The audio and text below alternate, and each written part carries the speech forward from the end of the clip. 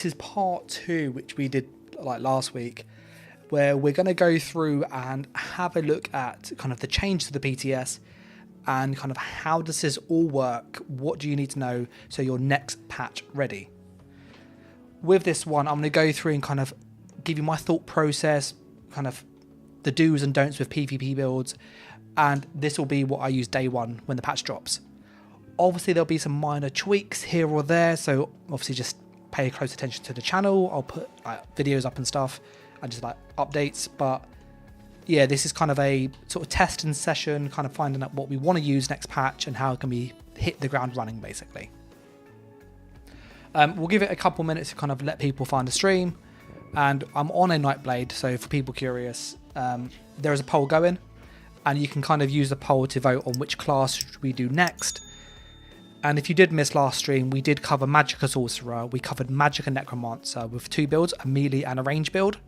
We also did Arcanist with a talk build too. So there's a few things from the last stream that you can check if you want to see those, and there are dedicated videos already recorded ready for day one. With the Nightblade, there's a few Nightblade builds that I like to play.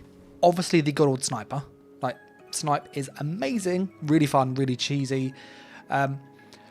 I have a Magblade build which I want to kind of tweak as well, and I also want to update my melee build too. So quite a few things to test.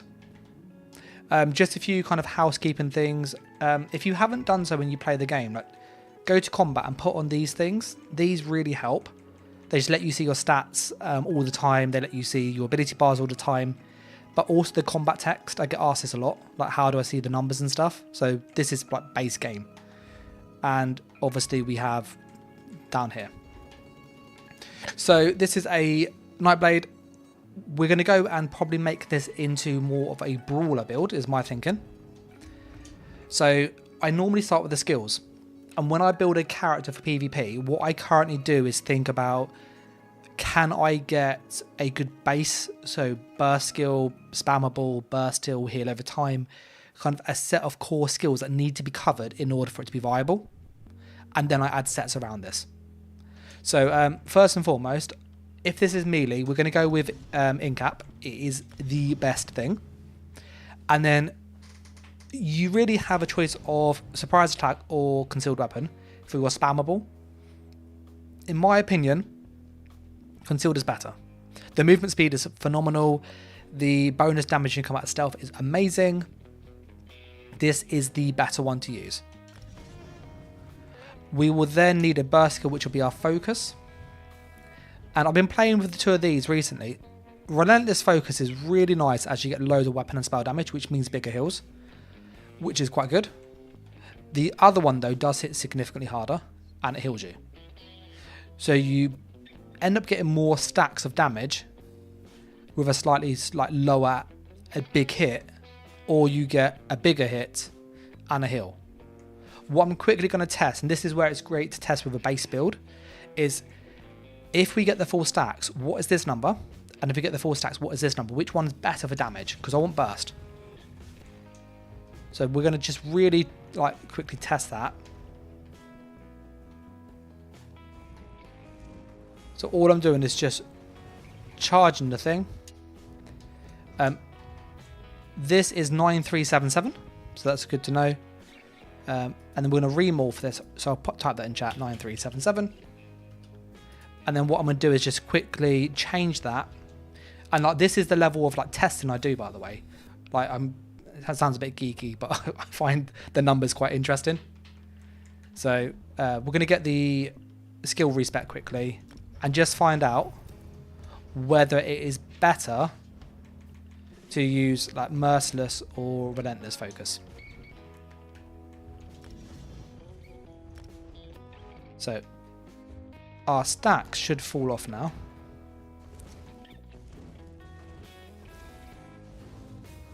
So that is 10-4. So it is still better. It's still probably about 10% more damage, which is quite useful to note. So we'll probably go with merciless just because it hits harder. That 10% more damage will hurt when we have a big hit. So with that out of the way, we've got Concealed, we've got Merciless. Now, we don't need a stun because we attack from stealth, so that's fine. But we will need a burst heal. And we're going to put on some like support skills. So, siphoning, I'm probably going to use siphoning instead of leeching just for the ability to reset resources. That's really, really strong. We need a movement skill, so I'm going to probably use Race Against Time. That's generally better than the other options that we have. We need a burst heal of some kind, so typically that will be Offering. And we'll probably go with Healthy Offering. Yes, we have slightly more health cost, but the minor mending obviously offsets that. We're going to grab Vigor as well and Cloak. So all I'm doing for the people curious is just looking at the kind of skills I have access to, and then I tweak based on, do I have everything covered? So I'm going to put it in chat as well for people curious, but the kind of things to cover are Spammable, Burst skill,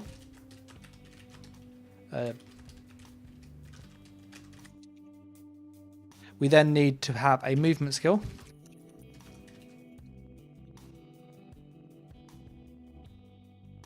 You also then need to go and have a burst heal.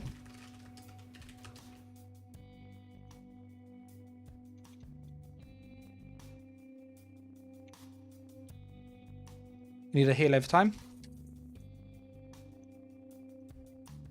You need an execute or dot. Stroke stun. If you have these kind of things generally covered with your armor buff, damage buff, so that's for people curious, that's what I'm kind of building into the kit.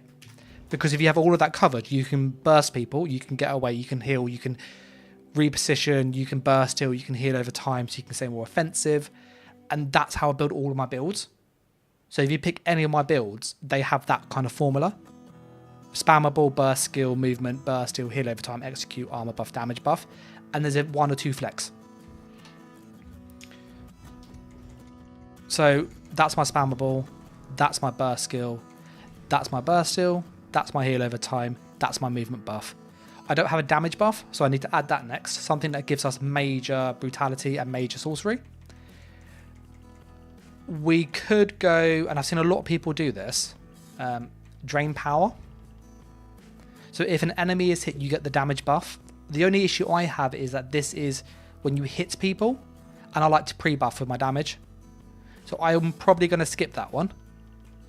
And I'm probably going to go with something like Rally. Is there extra heal over time? Or you can go with Degeneration. So I'm probably going to use Rally and use 2H in the back bar. We need an Execute. So Killer's Blade is like really, really good.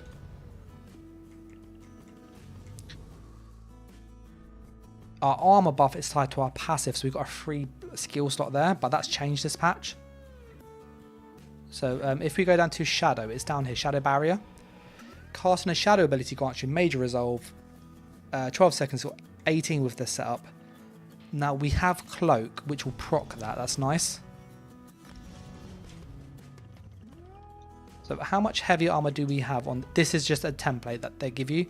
1, 2, 3 pieces heavy. And is that 18 seconds? That seemed pretty decent, that did. Yeah, that's really good. So what I'm thinking is, I was wondering whether we need to run an additional skill, because our spammable used to proc that passive. So Shadow Strike, or Veiled Inheritance, I think it was. This thing. Veiled Strike, sorry. That used to proc this passive, but they've swapped them round. So what we now need to do is think about, can we use this enough? So I think we need 3 heavy, which is just worth noting. Because I'm not going to use that.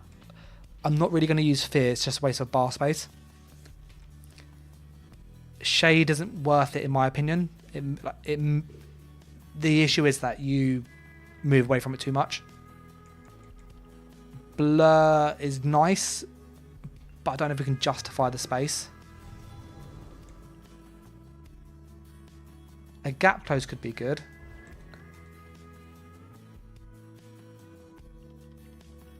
We've got this kind of like extra slot which we could put a passive damage boost in. So something like Camo Hunter just has a flex. It's like a decent one because you get the extra damage here. You also get this ult gen when you kill people. So that can help quite a lot. I'll have a little think about that. But those are the skills I'm probably going to use. And we're probably going to use Temporal Guard.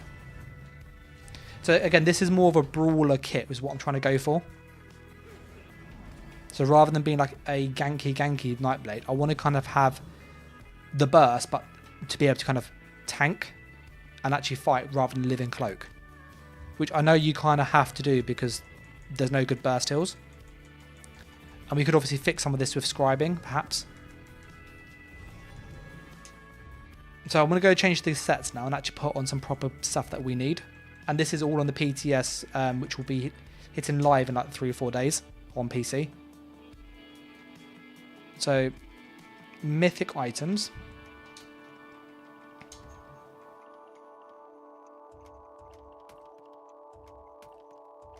So I'm just picking a range that might be worth considering. Death Dealers is very good. Marken's decent. Saint and Seducer is quite a popular one, that's quite decent. Snow Treaders is something I'm really looking at this patch because there's a lot more snares. And then obviously Talk is just good for everything. But so is this Esoteric Environmental Greaves. This is really good. So I'm thinking with the nerf to Vampirism, do we run this instead? It's just whether can we get our stam regen high enough. I don't think we can to sustain this. And if you get any questions about the way of kind of what I'm doing or the decisions I make, or just, you know, you want help with a build or a class, just put a message in chat and I'll do my best to answer.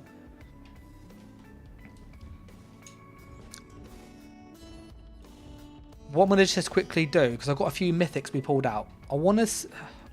I'm really looking into this patch. Kind of how can we make this good? Because if you run this, you can't sprint. So this is just our flat speed. But we can't sprint and we can't be snared though, which is, for a Nightblade, that's a huge buff. And I know that we'd lose a little bit of damage and stats from Death Dealers or Marken, which isn't huge. So I really want to make this work. The other option was Saint and Seducer, so that's 5 random major buffs, so you get 1 every proc, berserk, maim, resolve, breach, force. So it's the courage and the berserk that are really, and the force. Those are 3 really good damage buffs. The evasion and the resolve are kind of a bit. Evasion's decent, but this is a lot of damage. Oh, what do you think? Let me put a quick poll up. The people going between Nightblade and Magden, by the way. I'd go into Magden after this. Do you think we should go down the burst of Saint and Seducer or go for more mobility and not being snared? Because if you get snared on a Nightblade, you're dead. If you get immobilized, you are dead. You're really squishy. So, like, glass cannon.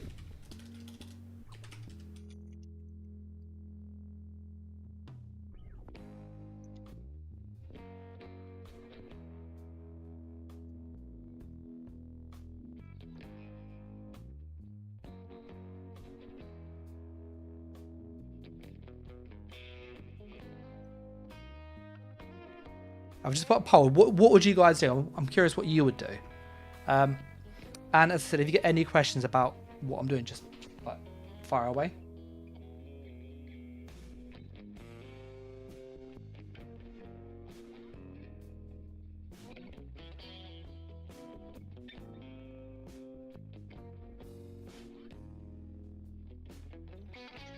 Rami's going damage is king.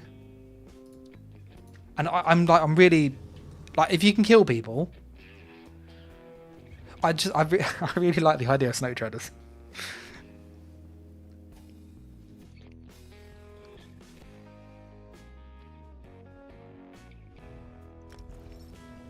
We'll leave the Mythic for the end because we can just mess stuff around with that. Set-wise, monsters, we're going to go back bar, front bar for maximum stats. That is the best way to build, in all honesty. If we are melee, we're not going to use a class set because there's no good class ones. Rami's like, I really like the look of Snow Treaders. I know it seems really like nobody uses it, but I think it's really good. Monster set wise, we have a choice of Balorg, which is pretty decent. Jorel is hit and miss because we want to burst people. Shadow's like, if you're a gank, it's not an issue.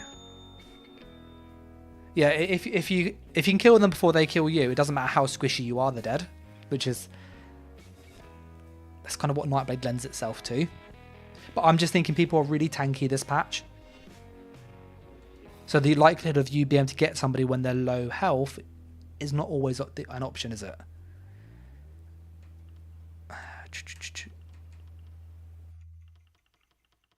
None on that side are decent. Roska could be decent. Celine's not bad, ironically. That's pretty decent.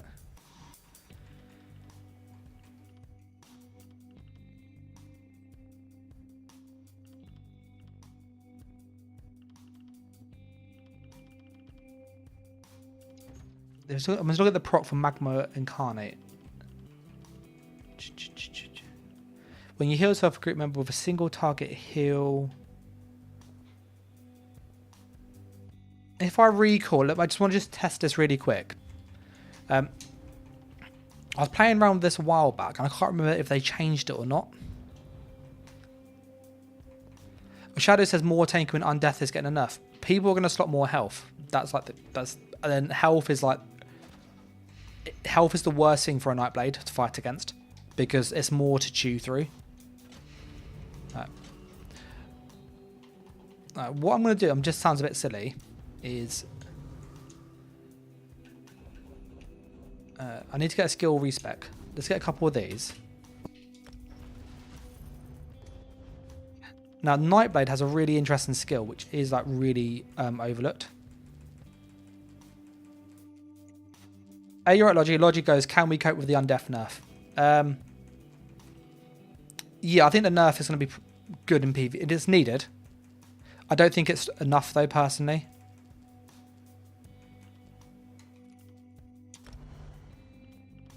Yeah, I don't think it goes far enough.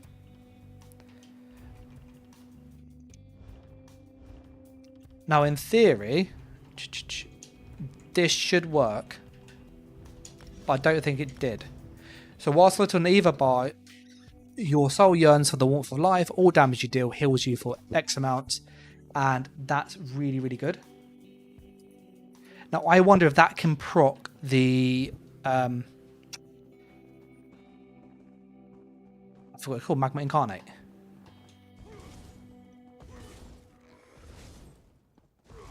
See, that's not. What if we do it now? Oh, okay, so it does proc Magma Incarnate, but you have to actually get a heal from it. Can I proc it?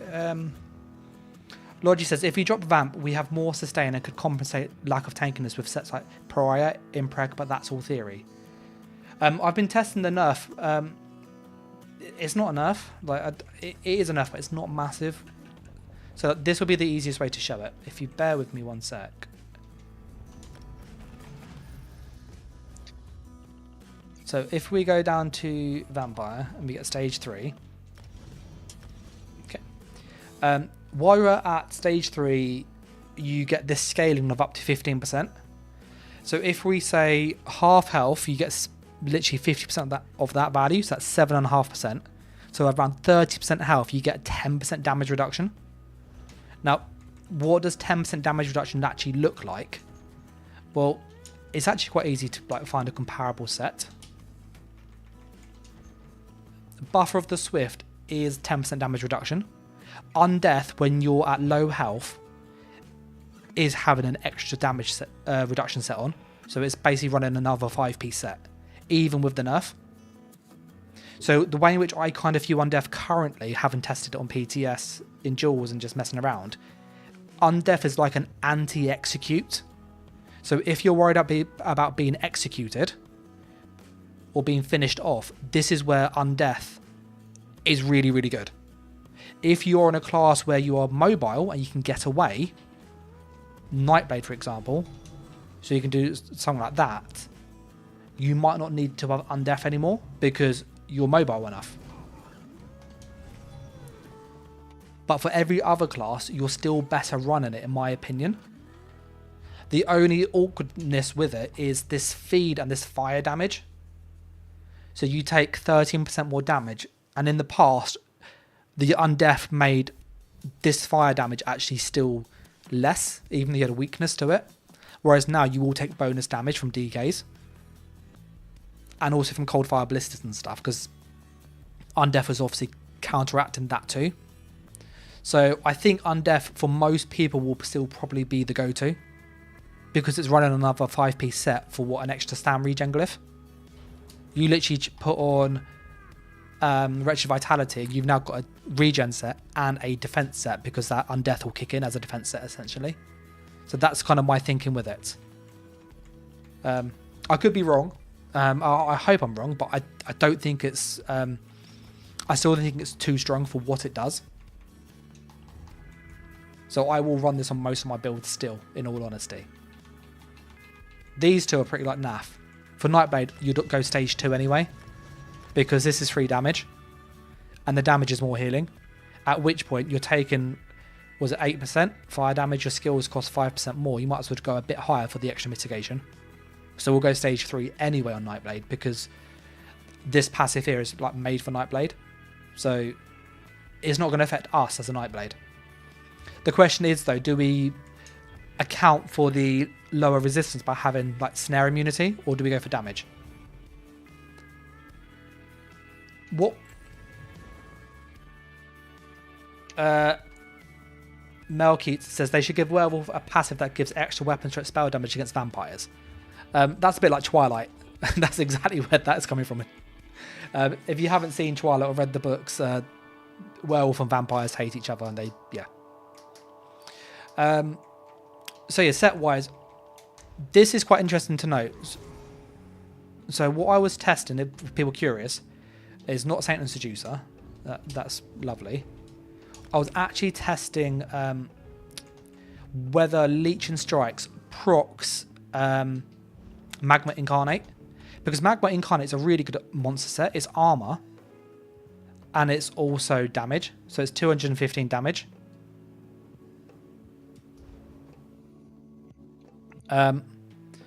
So let me just get into combat quick, and then if I do that, so that will proc us with lower health. I'm just seeing, can we proc Magma Incarnate at full health?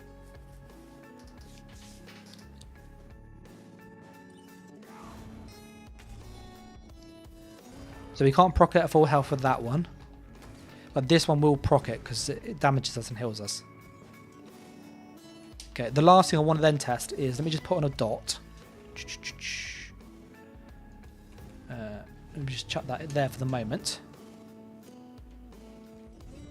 I'm going to get the Vampire Drain. Blood Frenzy. So we're just going to hurt ourselves quickly. And what I'm testing is whether is Magma Incarnate worth using. The changes to Leech and Strike's last patch, so not this one, the one before, means this is a passive heal over time, and it's a lot of healing. I use this on my Mag Blade, and it's really, really, really good. And if we can proc this for free, then it's kind of like worth doing.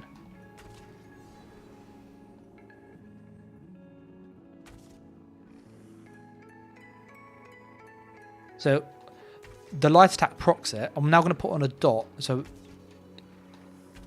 you'll see we should get the proc in a moment. I think it's on cooldown. There's the proc. So you can see the courage is procking just with like damage. So it's got a 15-second cooldown. So we'll put a dot on him. And then what I want to then see is, will the dot... Yeah, the dot also procs it. So it's any damage, as long as it gives us some health. So that's worth that is worth considering as a monster set to use. So we've got Balog, which I don't think... Balog's like is really good if you save the ult. It's really bad if you don't. If we go Snow Treaders, we probably use Balog. If we go Saint and Seducer, I will probably use Magma Incarnate and Leeching. Because I kind of want this to be able to brawl. Is kind of what I'm thinking. I don't want to be always having to rely on moving to stay alive, because that can be quite stressful, and a lot of people find that hard to play. Logi says we also have damage reduction from scribe skills. The contingency, yes, it's Gladiator's Tenacity. I'm gonna go for the Snow Treader route actually, but I'm gonna go for Balog to fix the damage.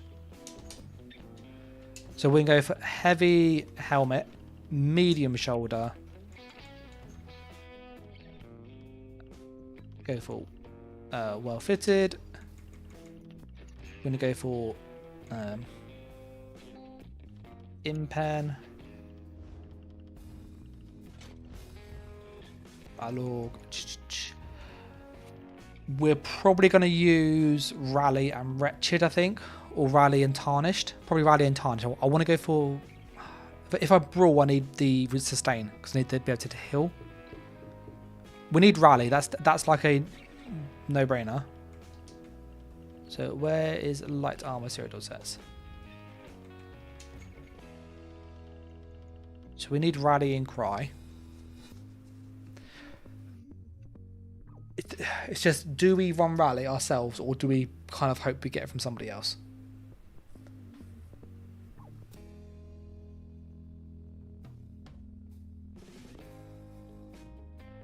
I'm just thinking about how stat dense we can... We're going to go for a Wretched and Tarnished, actually.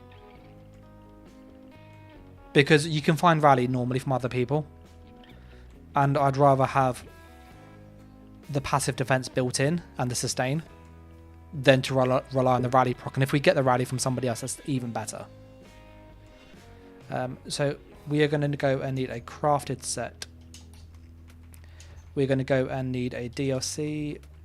I think it was Deadlands. Deadlands had like really good stuff. Lars says, question about the Magsork. Would it be smart to put Lightning Fury on the bar as a finisher, then Mage Light? To the question, Lars, I switch between them. So if I'm fighting a good player, I would prefer to have the Lightning Fury, so Endless Fury, because I find more often than not a good player won't die from a Sork burst because they're a roll when they're low health. Whereas the execute stops that from happening because you get them low and then the execute procs and you get the kill. Against most players, Inner Light is better because it gives you more burst. So if you're kind of fighting good players or people who can react fast, Endless Fury can be better because you can pre-cast it and then do your combo and probably get a kill. And against more medium or mediocre players, you can probably do the same thing anyway. So yeah, we're going to go for medium and one light. Melkeet says, is Tarnished the glass one? Yeah, it's the one that sounds amazing. Like you'll hear everybody use it. We need... Let's grab all this. So Wretched there. Wretched there. Wretched there. Let's go get some light armor. Wretched, I need a sash. The reason I want the sash is for the 511 Undaunted. Like, it doesn't seem like a lot, but it does make a difference. So you got 1, 2, 3 there. Trainee chest.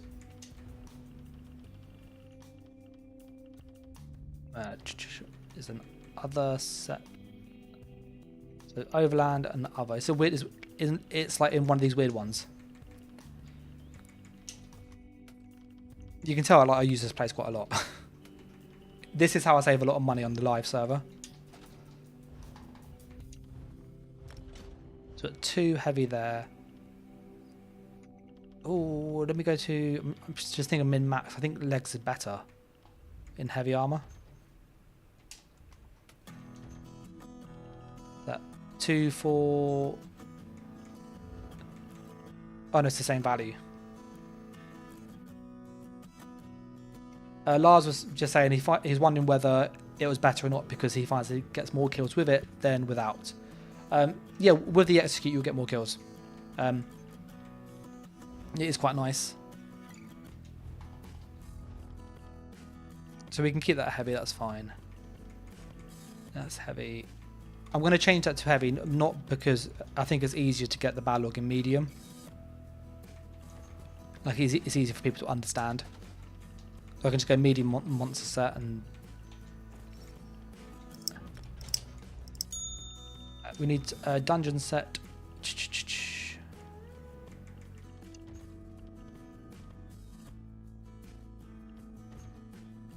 And it's a DLC dungeon. It's a medium armor set. Tarnished Nightmare is like really strong. Even on a brawler or just a normal Nightblade, it's worth using because it hits so hard. It's got minor breach, so you do more damage as well. Disordered, for people curious, procs breach, so you get a 3k pen plus this proc damage, which does go quite high. I think it's about 6-7k fully buffed. We want to use a maul and jewelry for this.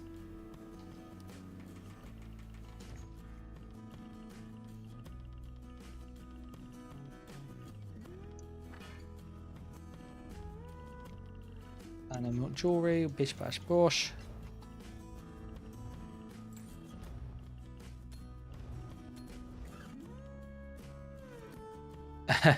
Mel Keat says, I think that's how you pronounce it, says, yeah, I'm getting clapped by that glass every time before I die.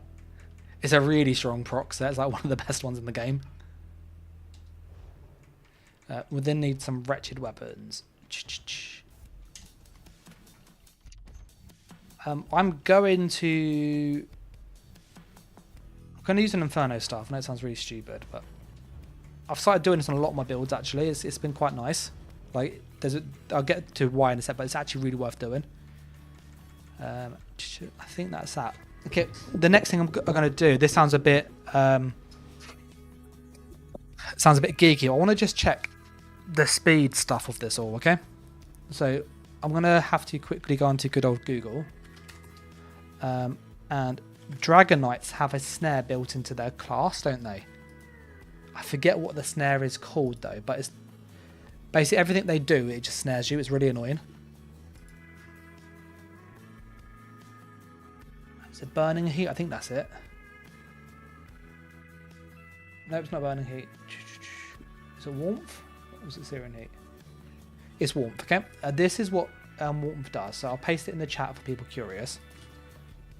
So DKs have this, which means you're probably going to get a 30% snare on you in combat.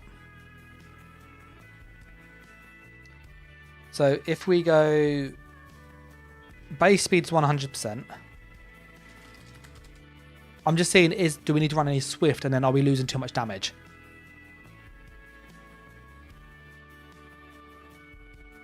The base speed's 100%. Plus 50% sprint. Plus 30% major X. Plus 15% minor X.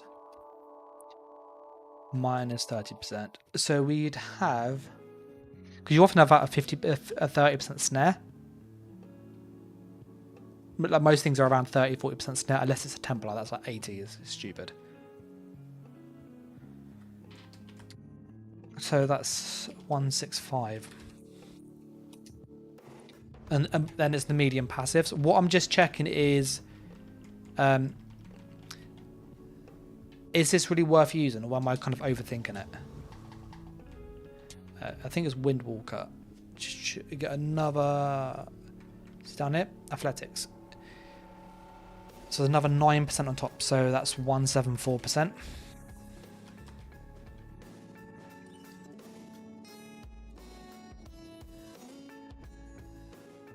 So we got 174% movement speed whilst we sprint even if we're snared. And that's assuming the snare being 30%. Now with snow treaders, we can't sprint. So what we would then have is 100% plus 30% plus 15%.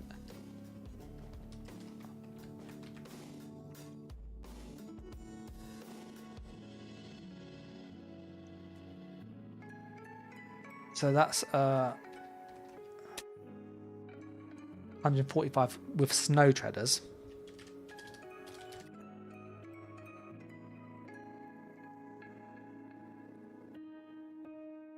Which is 20% slower because we don't get this, we can't benefit from this sprint part of it, which is quite noticeable.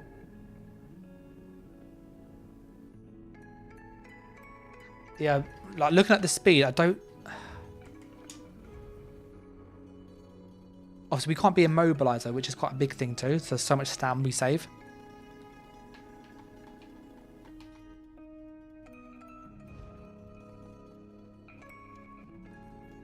Let me... Try a sec. I'm gonna... I know this sounds really stupid.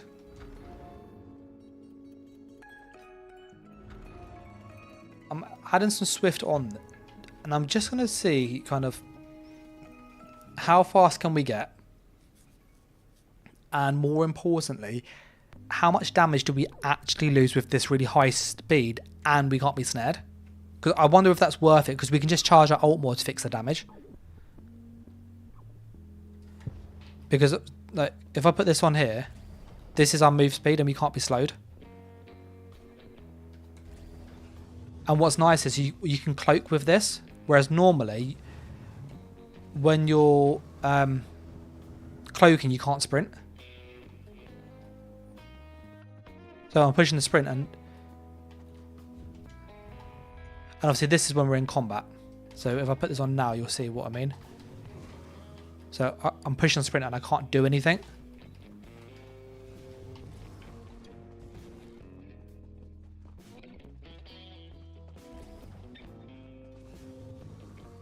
But that's I don't know why the LB is not working. There you go. That was weird.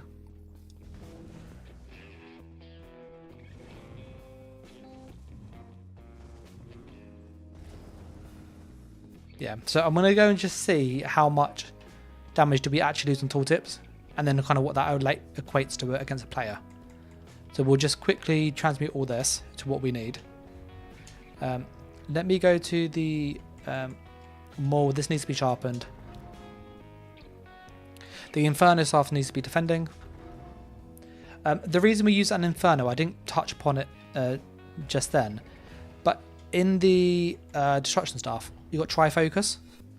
Trifocus, if you look at this dot value here, so it's 99 there, almost 10k.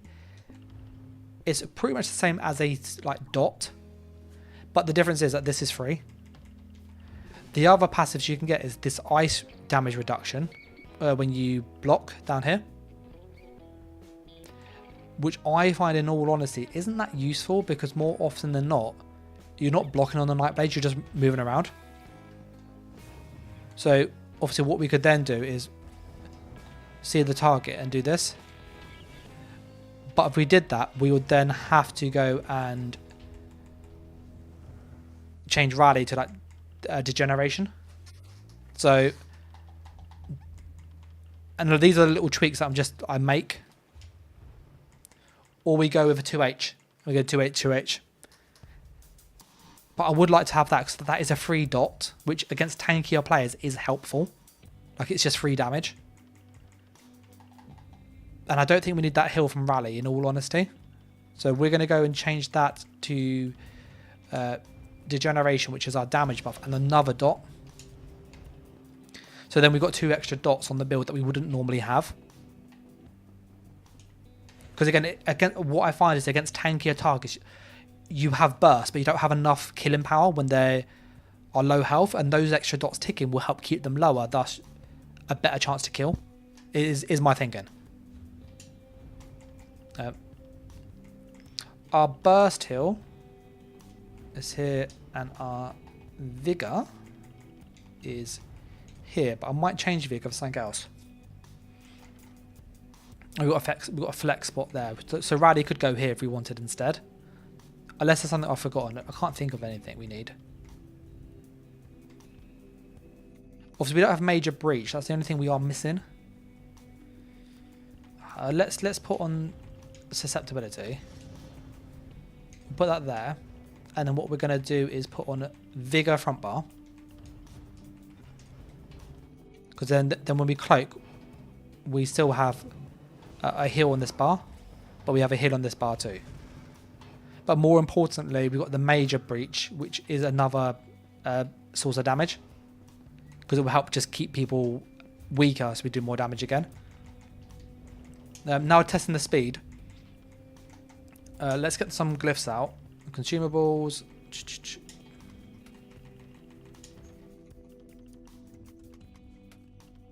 So jewelry wise, I want 3 damage just to see what this looks like.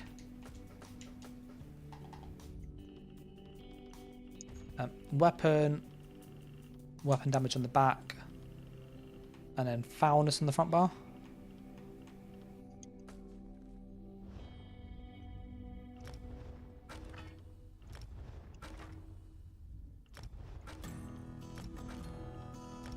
I will change all this trait in a second. I want prismatic on the big pieces and stamina on the smaller pieces. I'd probably go prismatic across the whole lot because it's cheaper.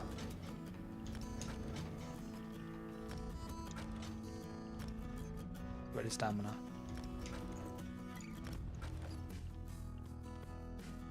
Heavy. I want that Balog to be medium.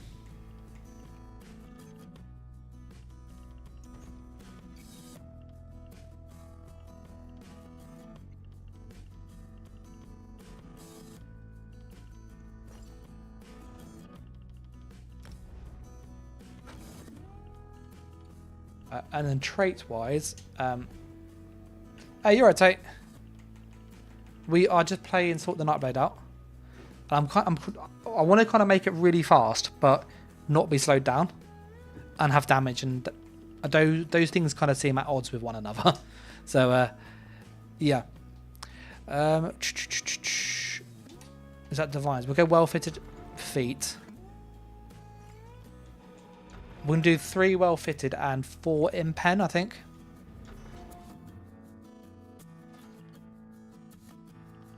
The reason I don't want to go with reinforced on this Nightblade is because we're not worried about consistent damage. What we need to be mindful of is big hits. And in pen stops big hits. Reinforced just lowers everything. Let's get some food and look at our sustain. So we're probably going to use spare haunch.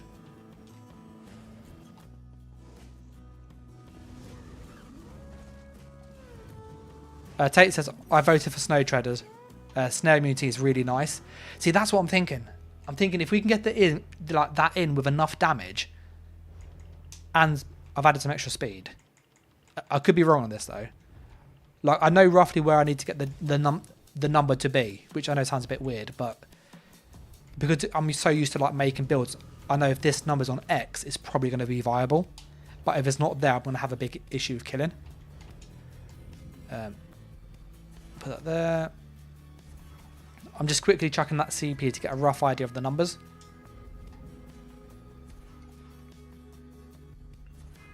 So spammable wise, you want about 8,500 to 9,000 at a minimum. Ideally 10ish for a stand build.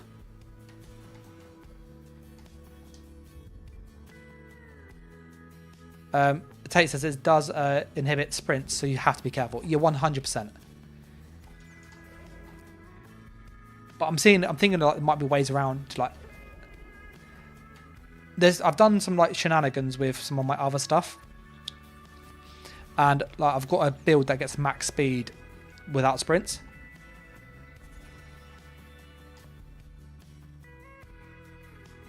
So I'm kind of thinking like that's going to go there. Obviously, we'd have celerity as well.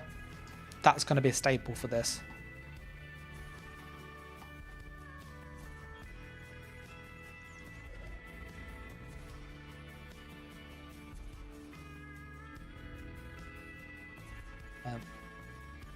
I'm gonna go. I don't need the recovery in all honesty. Probably gonna go for more mitigation with this. We don't want to be like relying on kiting so much. So we could use like fortified or healthy and get the extra health. What's that? That's 6, 12, 18. So that's about 2.5% damage reduction there. That makes sprint cheap and sneak cheap. That's quite easy, but we can't sprint, so that's not that. But it makes roll dodge cheap. Well, effective with a status effect your core. Yeah, we'll use that because that's mobility. That is. That is damage reduction. And I wonder whether we get something like slippery as a free or fortified, or the health. I want to put this on now because this won't affect the numbers currently, but we might change this.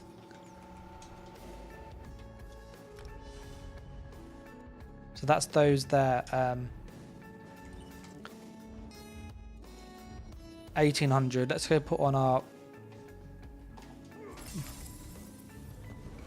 So we'd literally just do that, and that's both on. What's our regen? 13, 14. Okay, well, so we need regen food. Bear haunch is like the go-to then.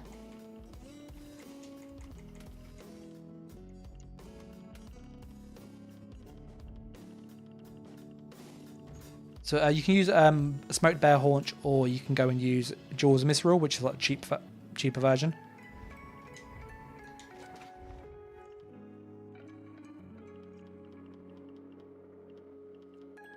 Okay, so this should give us a rough idea of the numbers that we should see. 30k health, which is good. Our stats are kind of what we'd expect. Let's quickly go feed on something.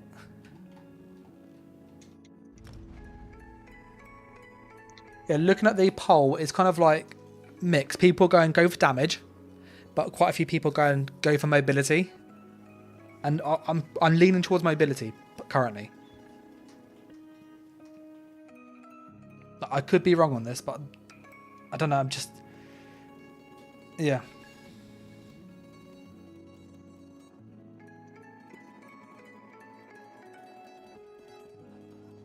So we're going to feed on this person here. And we're going to feed on this one here.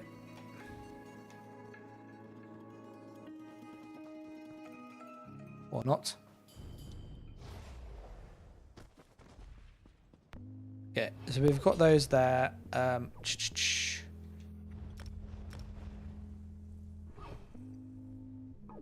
I'm just thinking like how we can get more out of this.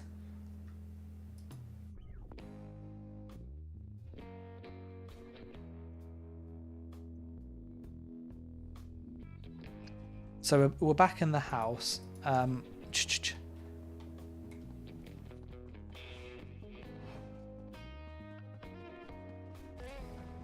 So that's our base speed.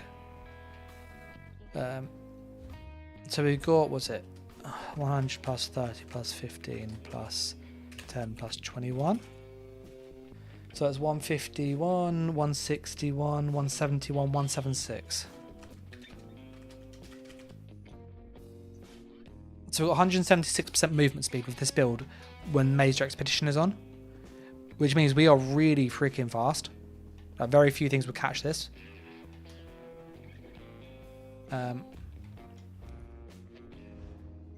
What the region's like. So stand recoveries, yeah, that's decent. Okay, what about our damage?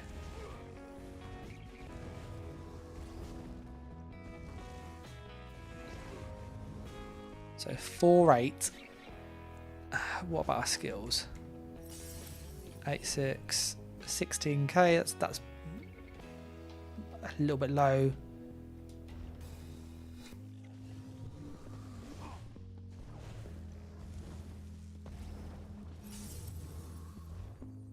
So we'd have this with us. 17, 15.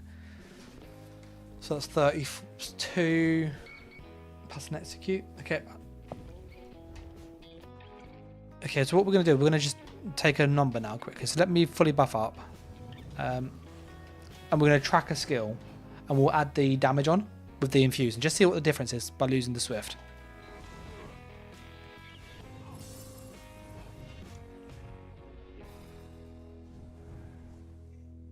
$15,105.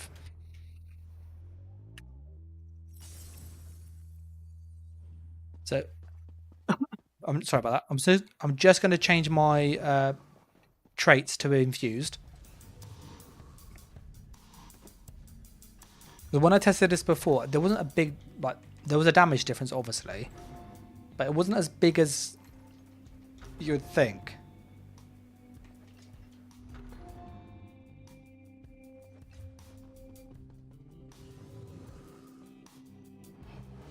So this is our base speed. It's like so much slower. Okay.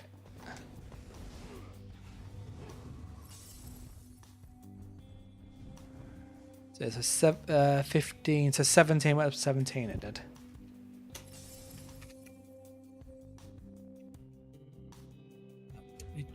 Do it again. So get that on. 16,106, and with the vampire 17.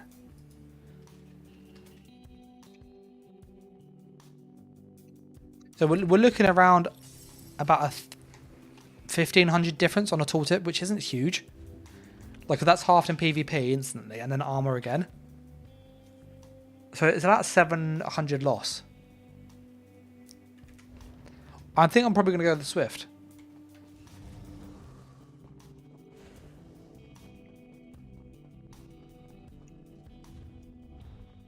Yeah, I'm gonna go Swift this time with Snow Traders. The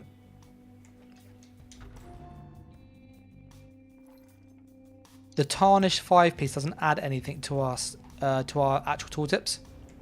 So the other thing we're going to just quickly test is whether, so if you take that one off and put on something else like that, well, that'll do, and then put on Saint and Seducer,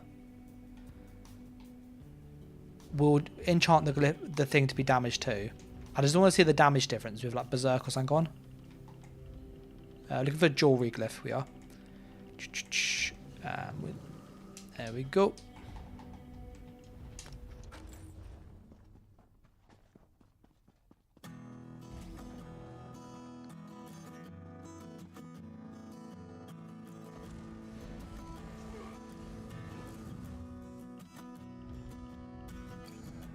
So that's the same.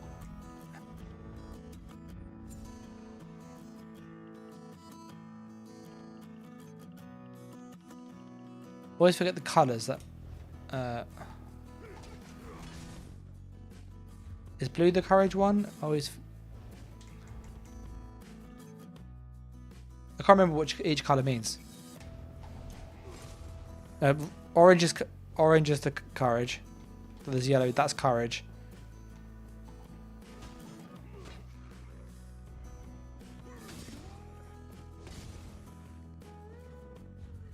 That doesn't have much interesting. Is that Berserk? What's purple? Sorry, I'm just looking at. If I put on the buffs, I think you have to put permanent buffs on, and then you can see what's added. So that's false. White is false. This blue is like this weird one's Berserk.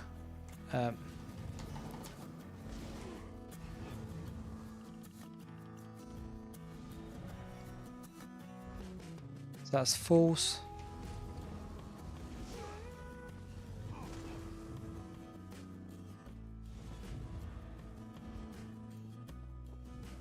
So that's resolve. Resolve doesn't have a colour. It's evasion. So I'm just like, I know it sounds silly, I'm just testing. I want to see what the Berserk is.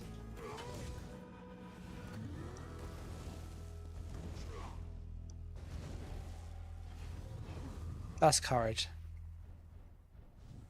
So 1755. So it's an extra 500. It's extra 600.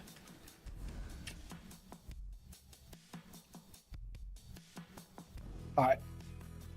Sorry, that's like... I find that useful to note. I do.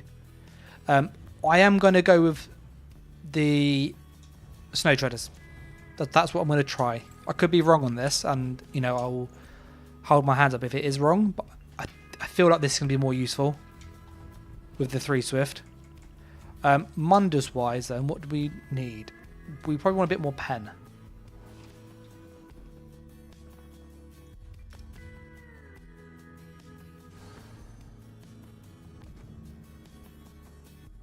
And then we can add scribing to make something better. So what do we lack? Our burst heal is pretty naff because it damages us. So we're going to change that to a better one. What's that? 13.7? 3.7, sorry. So, Wield Soul, healing, restore if it was above, increase crit chance by 10% if they're below. That would increase our crit heals chance for heals. Probably just make it cheaper to use. And vitality.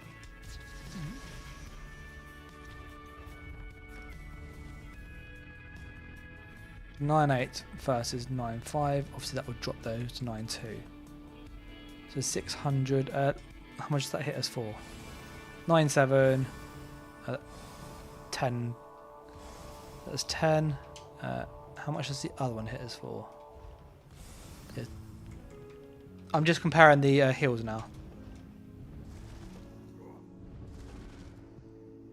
That's because it's got the mending on. And then we'll get the vitality off. There you go. So 11. So that's actually probably a better heal. Which means using wield for the heal probably isn't that good. Is there anything else we could add? We've got a free flex spot. Now we can use contingency for more burst.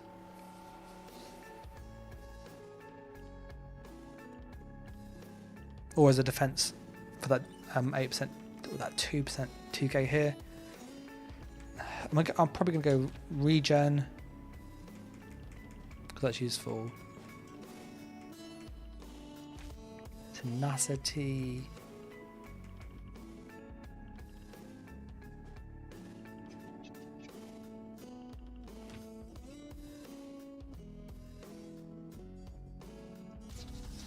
Yeah, I'm probably going to use this. It's what I use on my sorcerer, but we could possibly swap that for vigor. Because we've got the resolve. We can get the resolve in other ways. And I don't think we need it anyway. So if we look at our armor, let me put on...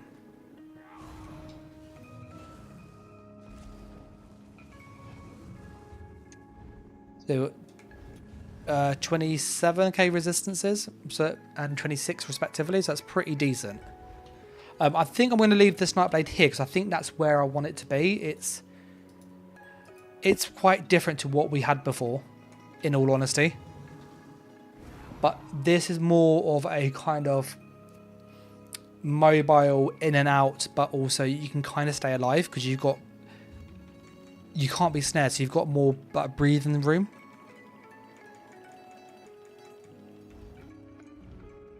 And I could be wrong on the Snow Traders, but I think this would add a lot more defense that's not shown.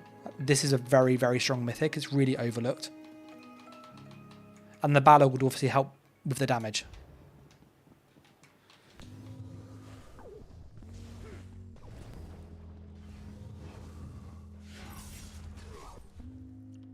What do we have? 5k there, 25k pen.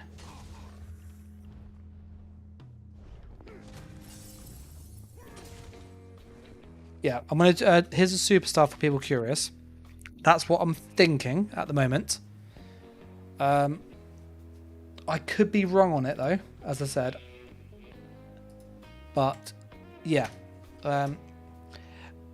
The other classes, we can looking at was Warden, because that's had quite a few changes. So Arcanist 2, DK Templar. So I'm going to put a poll up quick.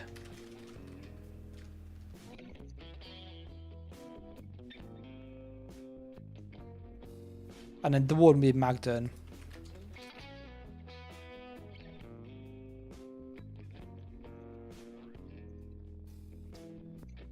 And the other comment could also include things like sniper, gank build, etc.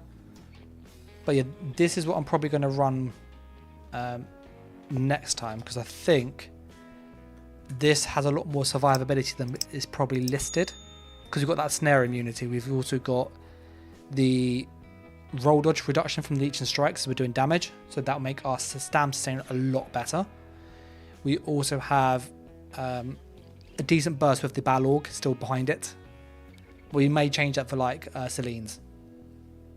I've got Tarnish too, which is not shown on there, but that does help with our damage. So yeah, there's a poll up at the moment. If you want to see something in particular, just obviously shout. I'm going to quickly show the stuff from last week just for people curious, and then we'll pick one of the classes to kind of set up next. So I was working on the Necro last week, and I did 2 Necro builds I'm quite happy with actually. I think they're really solid. Both of them are Magicka focused, and there's a ranged and a melee version. So this is the ranged version. Crushing shock, like blast bones, stun, damage, etc, etc.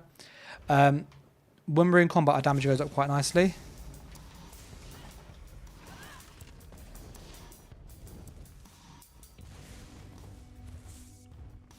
So you can see that's 17k, that's almost 13.5.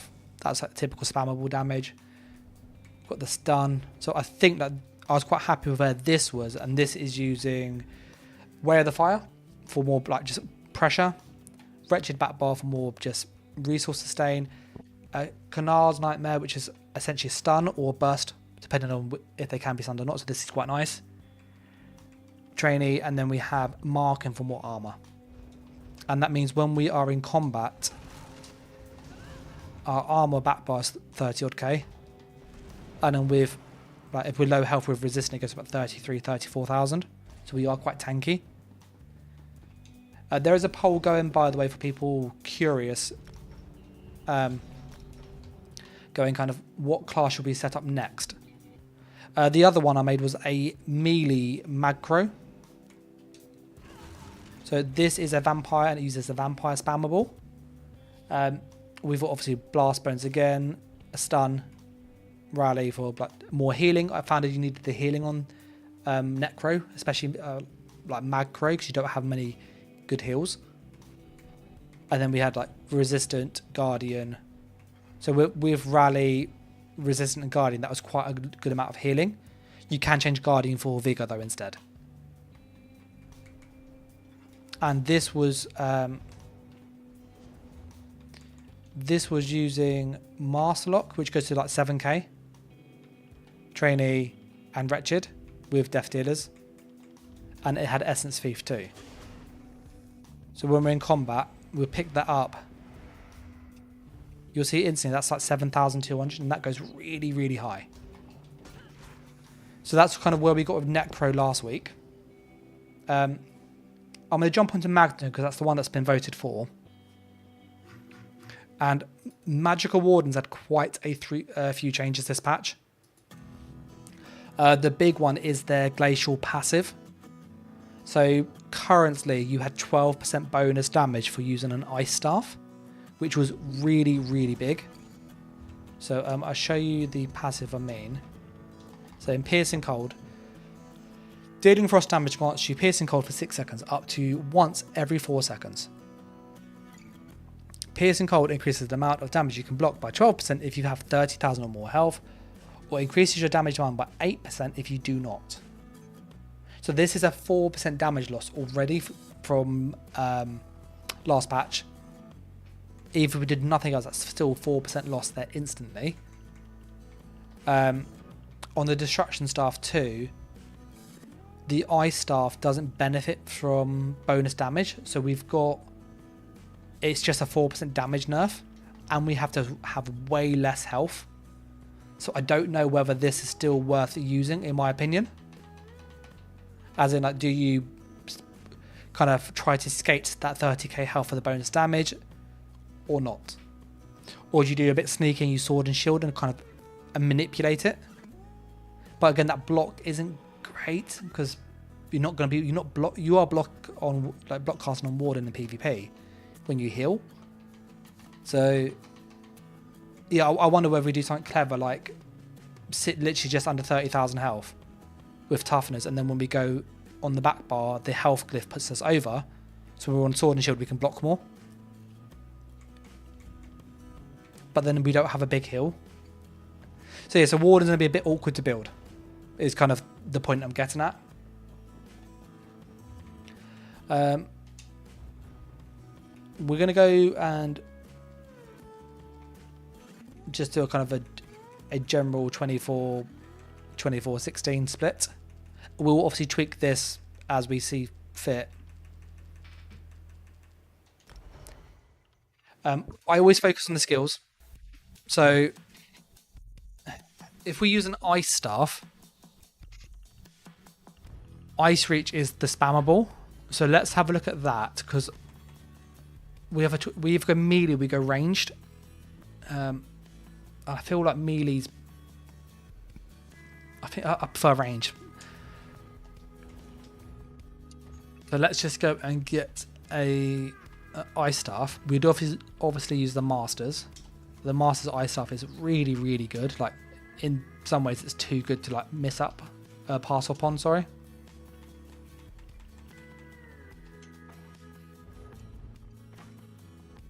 So it reduces the cost by 10% and it gives you 600 weapon and spell damage for 4 seconds. That is a huge damage boost.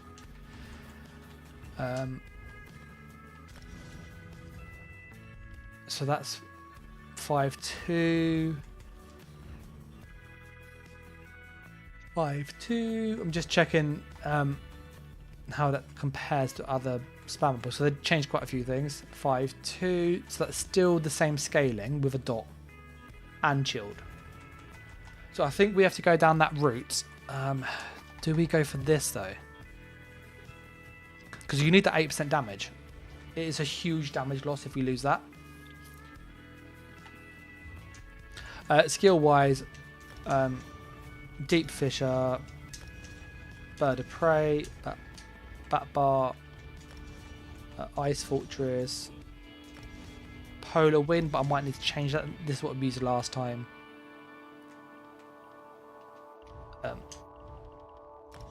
Blue Betty,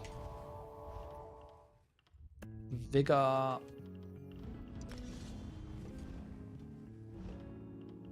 we had a Scribe skill for the stun.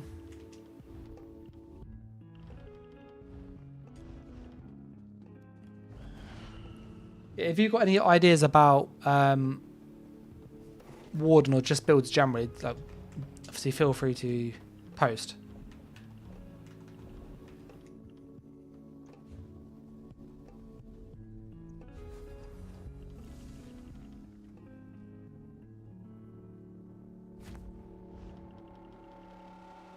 We lack a stun. So do we get stun? They changed the stun on Arctic too. Let's look at the stun on Arctic. That got nerfed, if I remember. And it becomes like a really weird skill.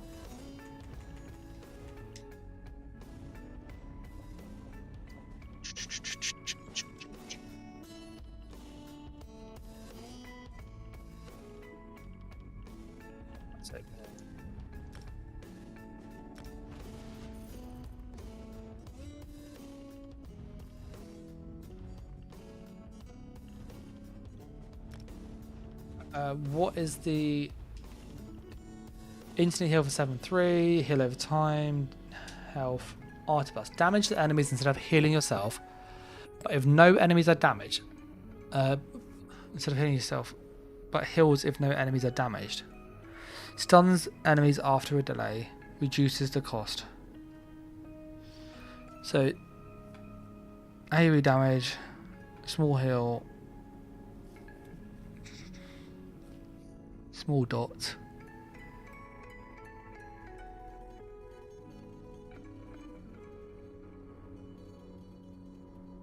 Got a stun as well.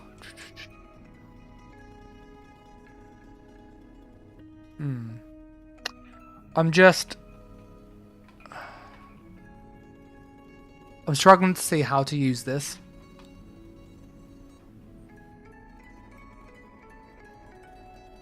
So I'm just having a little kind of think. The damage isn't good enough. If there's no enemies hit, you heal. So, but it's a 6 meter radius, so if you're fighting, you're going to have people next to you, so this won't heal you as a heal. So it's not going to be a burst heal.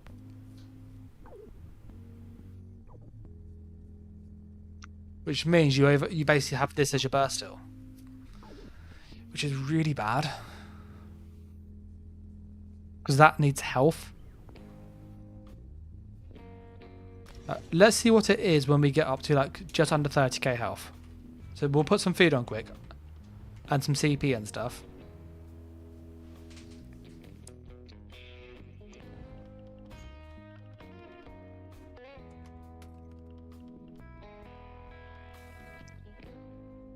We'll need that one, and we'll also need that one.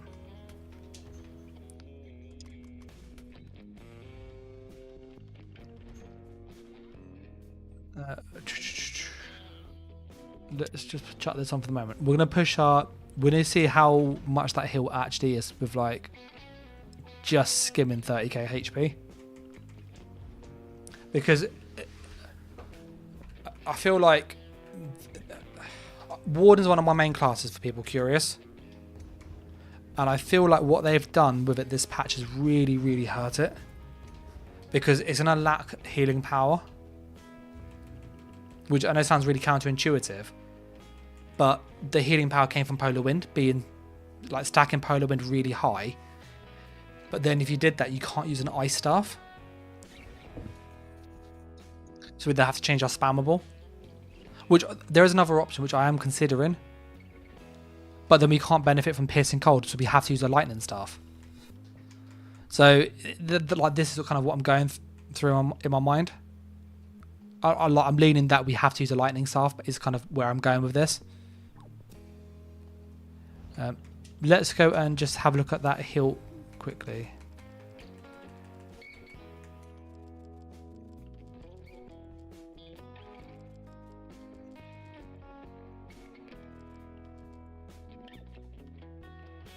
That'd be close enough.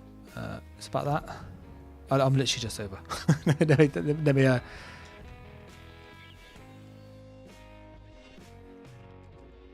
okay, so we are literally just under. Our heal tooltip is pretty bad. Yeah, that doesn't 9-2. That's really low. Let's add some CP.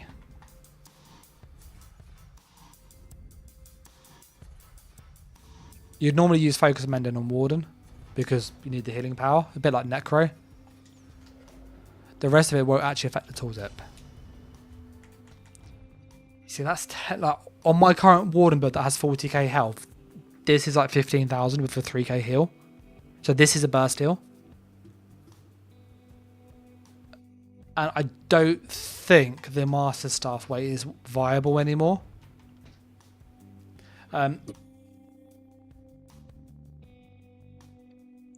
Ramirez, I think it's pronounced, said Warden is my main and I'm sad about the Arctic Blast.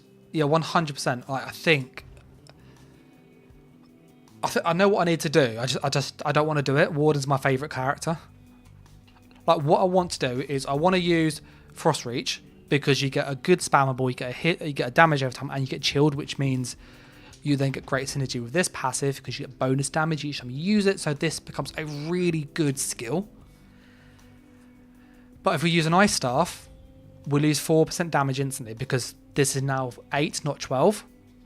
On top of that, if you compare it to Lightning, you get 12% bonus damage. So that's better.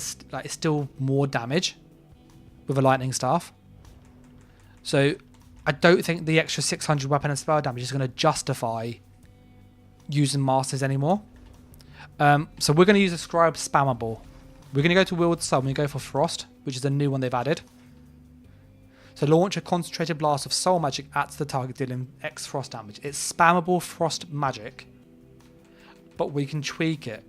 The class mastery is quite cool.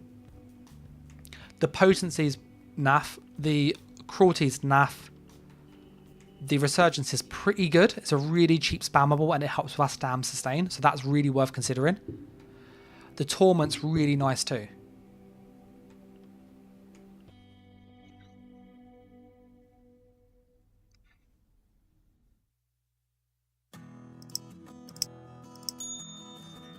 Hey, Tate coming in with some support. That's really nice of you, mate.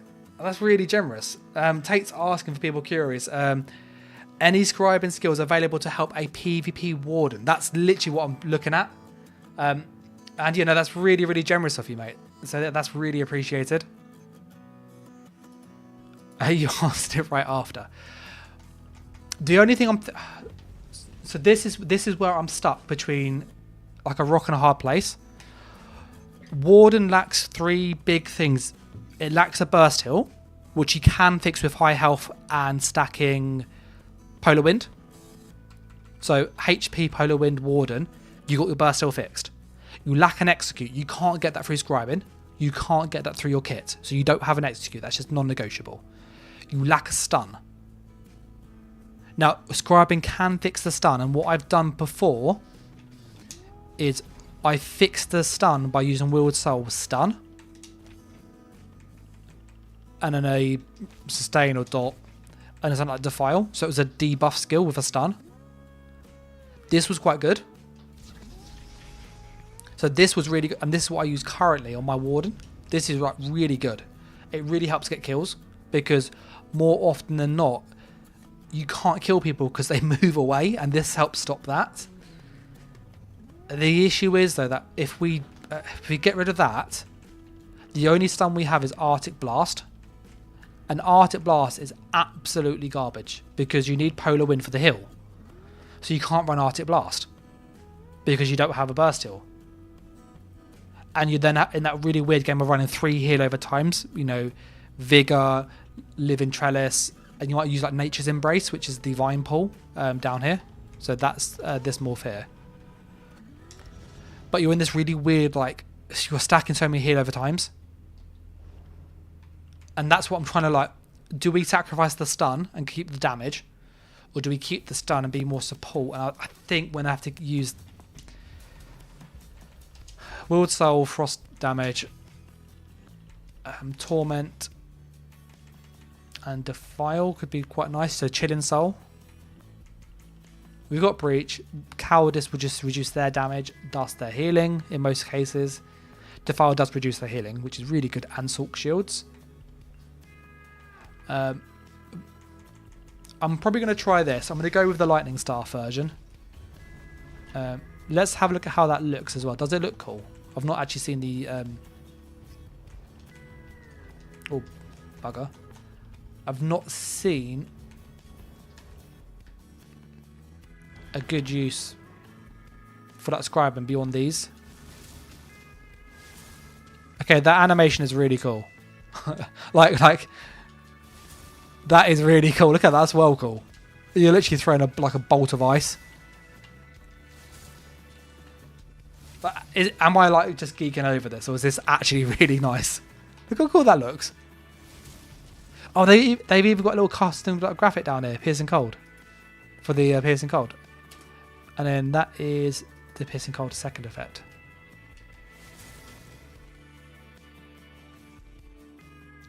And that's, I bet that's the block one.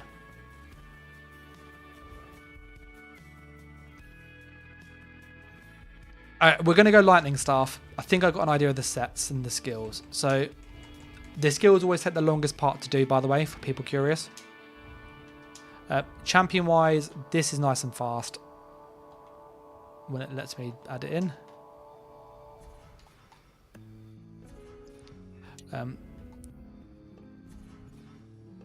What do you guys think of the Ice Scribe Spammable? Do you think it looks cool? Because I'm like really like, this looks amazing. I don't know how good it will be, but it does look really cool. So single target and direct. So direct will buff all of our damage.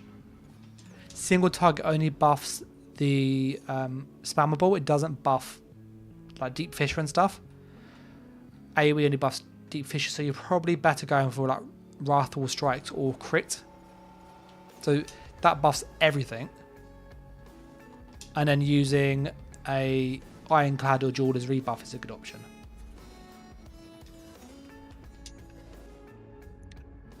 Red 1, celerity, usual stuff.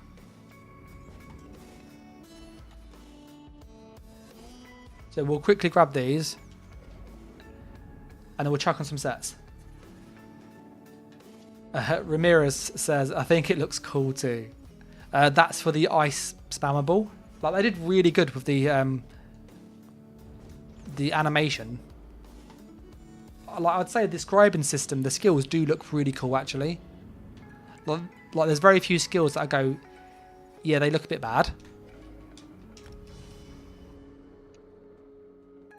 So what's that tooltip? 6-3. What's it now? And obviously this is not a full build. 7-3, 6k dot, major defile. I wish you could like. What I'd actually like on that is Assassin's Misery, which is a different script. I'd like Willed Soul to have that. That would actually make this really nice. If it had Assassin's Misery down here as one of these, that would be really useful. So that's it. Procs every second, so it's 500 a second. It's about 250 extra damage.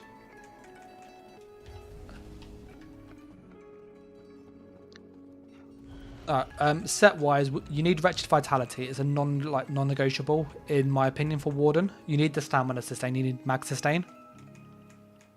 So we're going to go and get the crafted set Wretched DLC. We're going to back bar this because it's really easy to proc on the back bar. Wretched, if you haven't gathered, is one of the best sets in the game. It's really, really good at what it does.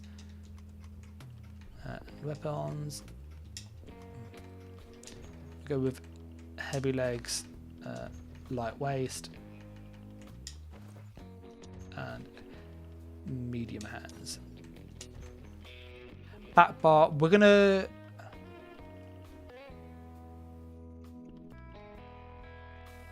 I love the idea of a frost staff, but I don't think we can use it. We could just go Inferno, get a free dot. We should probably do that actually. That'll probably fix some of the lack of damage. We'll do that. I've had to do that for a few builds this patch because of the changes. So that's going to go here. We're going to get that there, and that there. We're going to go and grab a Mythic in a second. And a monster set. And a trainee. Now we could pair this with Rallying Cry, which is a really staple. Let's just go grab a heavy chest of trainee.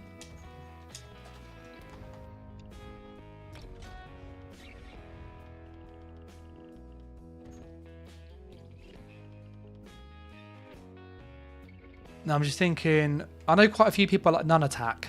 It's a cool thematic set, really cool. On dealing frost damage, you create a 6 meter area under the target. It does frost damage to them and people around them. It also acts as a snare. Enemies damage 4 times become immobilized and are affected with major brittle, increasing their crit damage taken by 20%.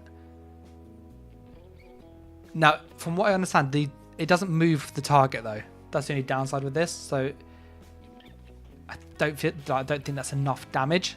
Like Warden does kind of lack damage a little bit. Balorg helps with damage. Engine's just trolly as hell. Let me put the poll up quick. The poll is quite split. For this Warden, do you want to go like pure ice theme? Like kind of like if you imagine like Mortal Kombat and Sub-Zero? Like should we really like go down that route and I can kind of,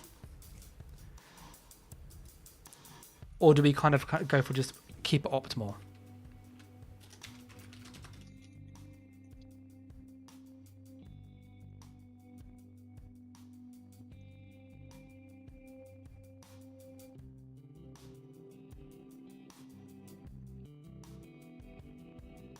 What do you guys think? I'll put a quick poll up. I'm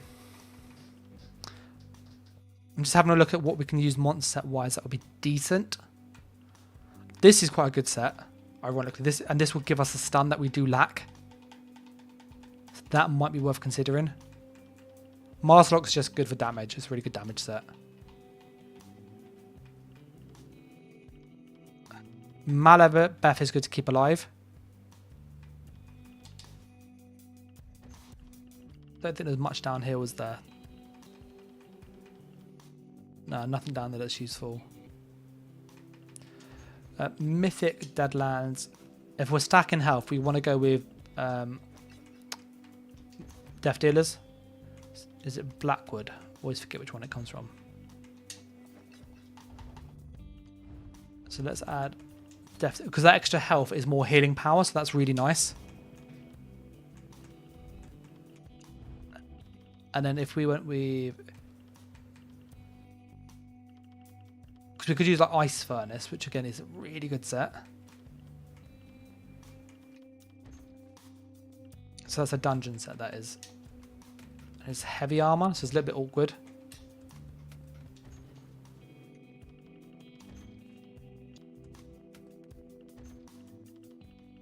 So it's the Ice Furnace. When you do a frost damage, you basically do bonus damage around you. And it's got a 1 second cooldown. So it's quite good for like just passive damage. It adds up really fast. One of the better ones to use, actually. So we'll probably go chest, legs, feet. I will tweak the jewelry. You want a lightning staff? Which I know I feel like it's so sad having to use a lightning staff on a sorcerer. Oh, on a warden, sorry. You're at Juggy. Jewelry, 1, 2. We then need a chest or legs.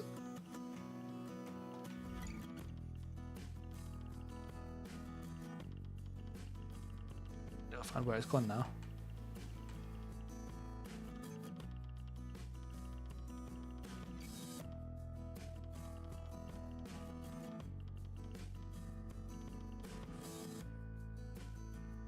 Oh, it's just the Ice Furnace.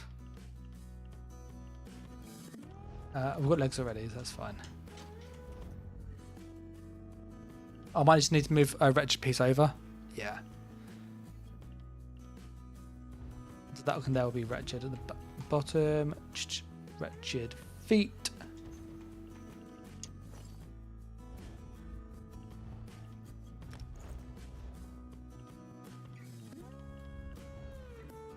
Having to use like a Ice Furnace lightning stuff is really depressing for Warden. Like really, really depressing. Yeah, so we haven't like, put points in health really, and that's really at 12.5k with a 3k hot, so that's quite good. What's our ice spammable one? 7-1.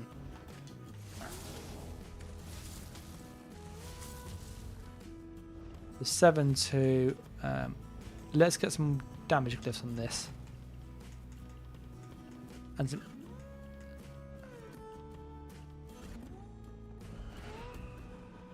yeah, if people have just joined, what we're doing is looking at the magical warden, because there's quite a few nerfs which makes the class, in my opinion, it's really hard to build, because you lack so much to like. Basically, they've nerfed everything without meaning to. You can't get the damage and have a burst heal without drastically changing the build or compromising somewhere, whereas before you didn't. You just had all of it. It was really good. So we're trying to find a way around this.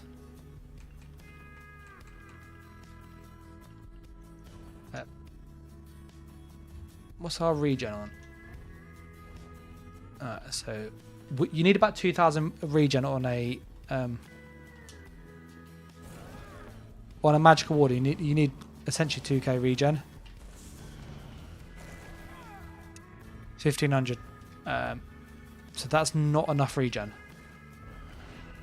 No, we've got food on already, by the way. So we need to look at our regen values and see what can we do to get more mag regen. This is a dark elf for people curious, because it allows us to go between mag and stam. So it's just like a bit easier to test. I'm going to go for an infused magicka recovery.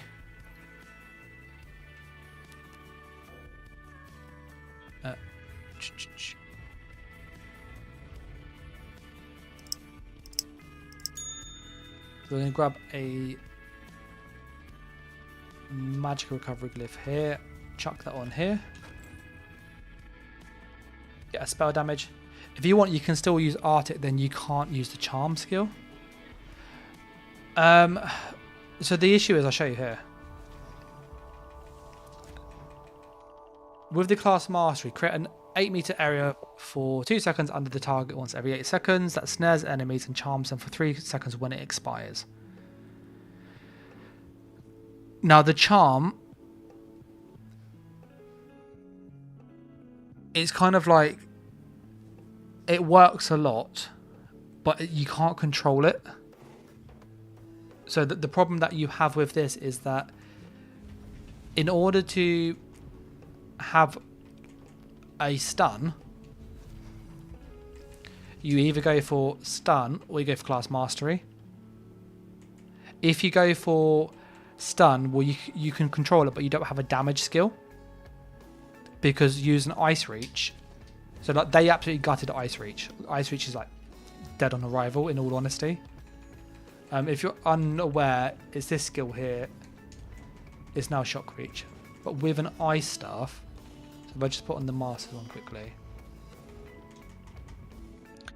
it's the same spammable damage. The dot is the same, because although this is 10 seconds, this is 20. So if you just doubled this, but double both parts, this is actually slightly more. And this is always chilled. The cost is very similar. This is just defiled, this is chilled. The issue is that if you did this, your ice passive is only if you are below 30k health to get this 8% damage boost. And this 8% damage boost is still less than a lightning staff 12% boost. So that's 4% damage loss instantly, which is quite noticeable. It's like minor berserk basically. So you're already losing 4% damage. And if you go down that route for the piercing cold for the bonus damage, well, where's your burst heal going to come from? And that's what I'm struggling with. Now, I found that I couldn't get this high enough, this healing soul, to be good enough. So like we could do something like this.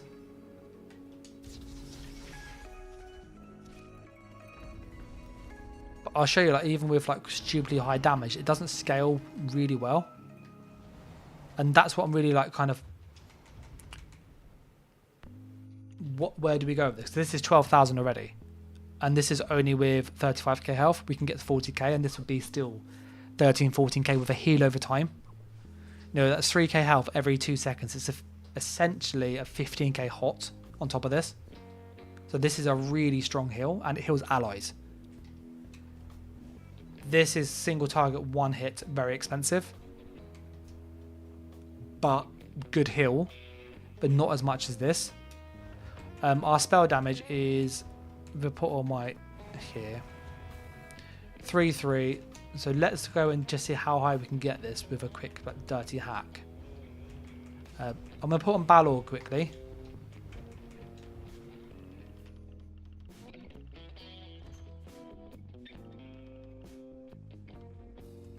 And this is also with the CP and like the focus mending and stuff. So obviously these would be lower in no CP. And on top of this, you'd also have the fact that you would have to sacrifice quite a bit, because I don't think you'd be able to get the damage high enough and have the sustain and stuff you need.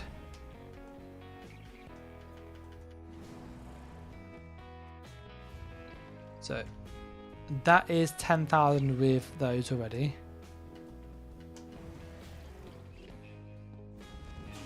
So I'm going to put on my ultimate and just...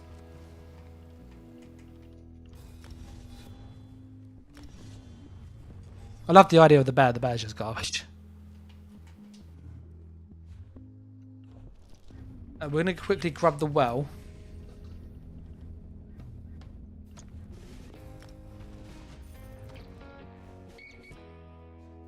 So this is with 500 ultimate. What we're just quickly checking is, can we make healing soul, which I tried last time, actually usable? I don't think Warden can get the damage high enough.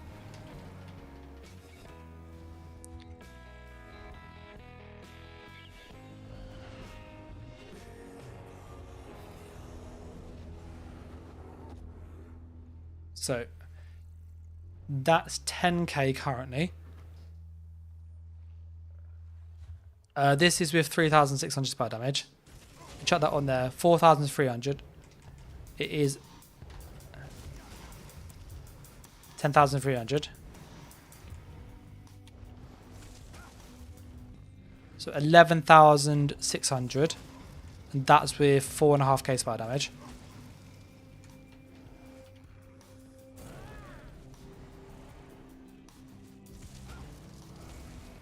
This is with 5k spell damage. 13,000 heal. That's still like that. And yeah. So I don't know.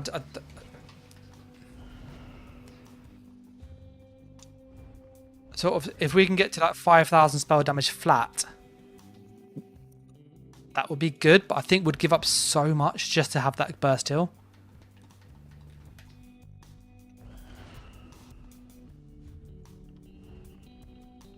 We'll do that again. I just want to check the spammable on Ice Reach, because we can compare it with the scribed ice spell.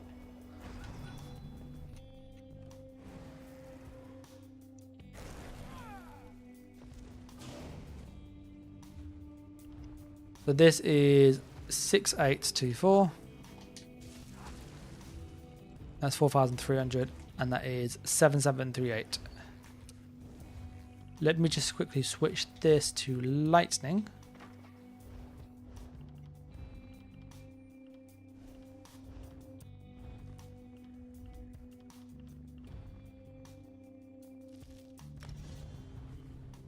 That will have the similar tooltip.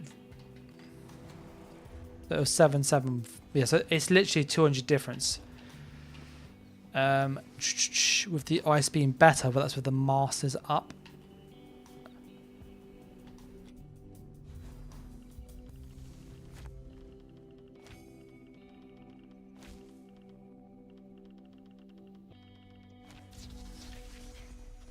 So I'm trying to find a way to make this work, because we're not benefiting from the ice 8% boost because we're over the health bit.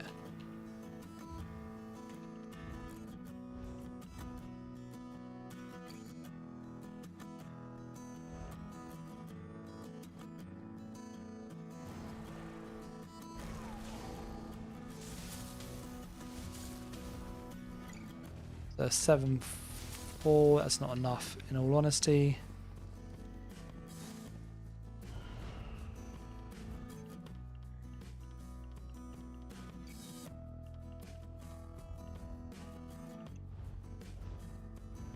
I'm going between different things now, back and forward, which I appreciate probably is a bit unhelpful. I want to try and keep that in the build.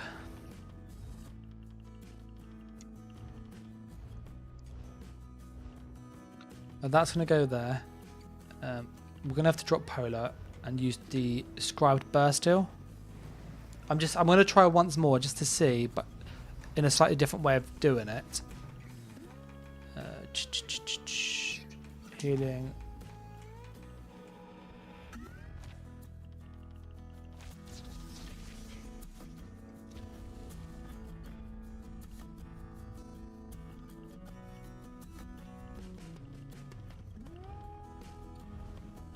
That's going to go there.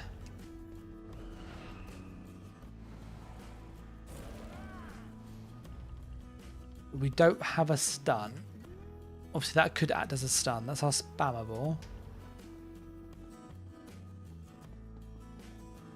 Now if we lower our health...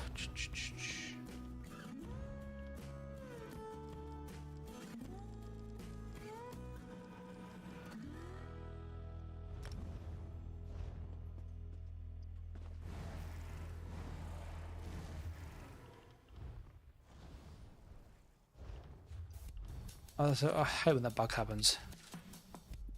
So what I'm just double checking is if we did have 30k health, like literally just under that, is that better to go down that route?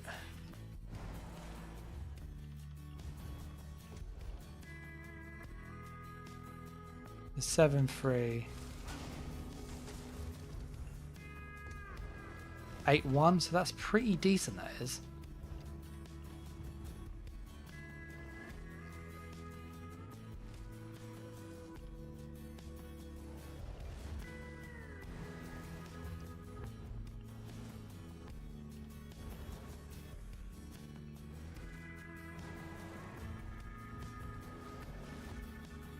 We literally cannot have any health on this.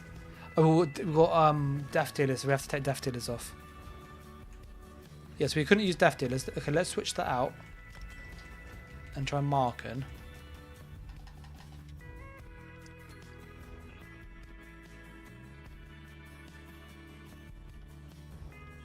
What's our sustain like?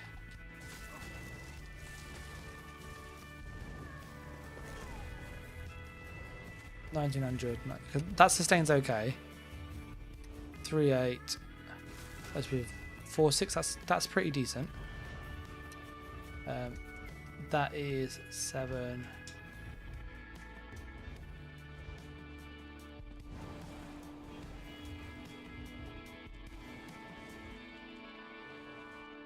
We could literally go to the 7 in there, and everything else in Magicka.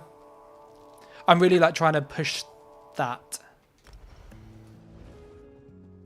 because a slightly bigger mag pool.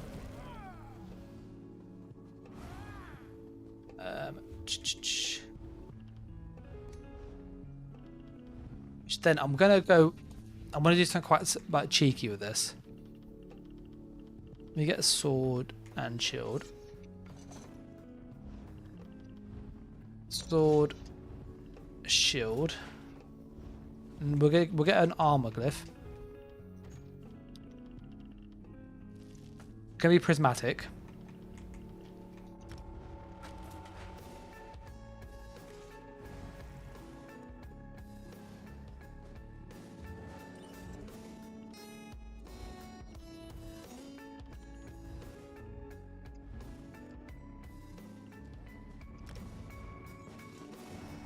So I'm literally like, so that means we get the piercing cold passive on for the bonus damage on the ice stuff, and then we switch to the bat bar. We then turn it on for this. So dealing frost damage once, piercing cold for 6 seconds, up to 4 once every 4 seconds. So we then got more block mitigation, which will help with our survival, because we can block a lot of damage. So 12% there, plus the sword and shield passives, which are really big.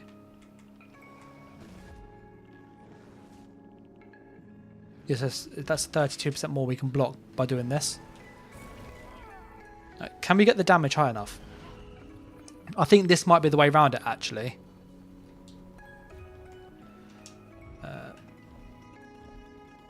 So that's going to go infused.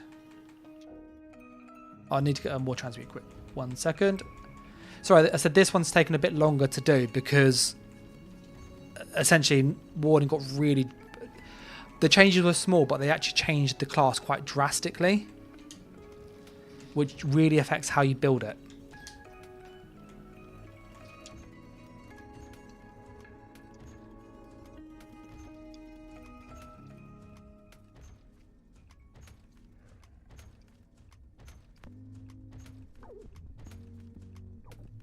Okay, so we've got some transmutes there. So if that's infused, That is infused. We get some spell damage on them. We could probably put a few more points into health because they're not healthy anymore. Like we're really like trying to balance that health basically.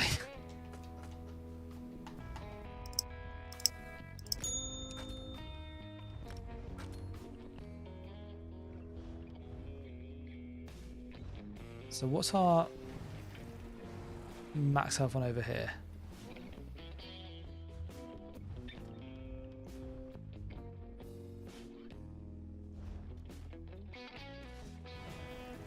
Oh, what I'm literally just checking, and I know it sounds silly, is how much health can we add?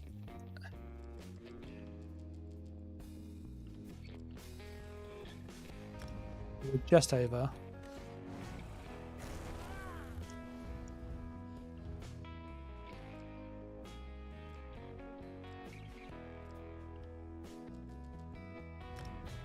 So I think that's the sweet spot. Because we're just over 30k there. And we are just under 30k there. Hey, you're right, Simon.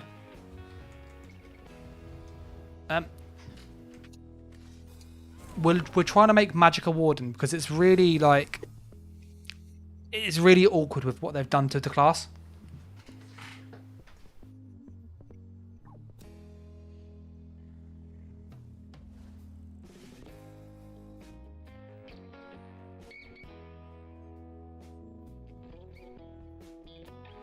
So we can get rid of the pet. The pet does nothing. We would obviously use Sleep, like Northern Storm's really good, and Dawnbreaker. And Northern Storm back bar. Dawnbreaker front bar. Because that will be our stun at least. It's not the best stun, but it's a stun. We'll need the ult gen. So we need a Shimmering Shield with this for the ult gen. We will need Living Trellis as well, like 100%, because we'll need that healing. Because we don't have the heal over time from Polar Wind.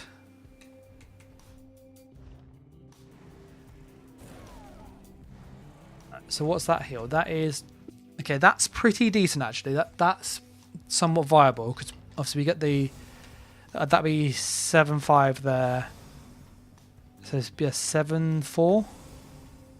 Yes, we're looking about 7,400 as a normal heal, and if it crits, you're looking about a 11.5k crit heal, which is pretty good. So we could, okay, I think we're onto something here. Like we've lost a bit of damage from last patch. There's no getting around that. Now we could drop Balorg. Okay, let's go get some enchants on our pieces, and we'll mess around with this fully. Get a couple of those. I'm just trying to think, what are we lacking on the build? Because we've got a monster set free.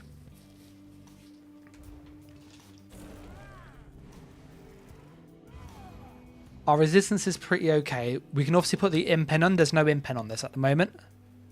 Our sustain when we're actually in combat is... yeah, that's pretty okay. 1900 is pretty solid for a Magdan.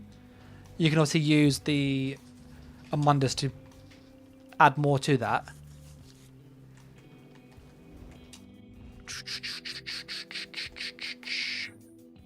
What monster set? That is the question.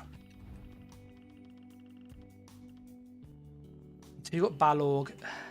The Nightmare set would really help with the stun. We don't have a stun. I think we're going to go with this. Heavy head and medium shoulders.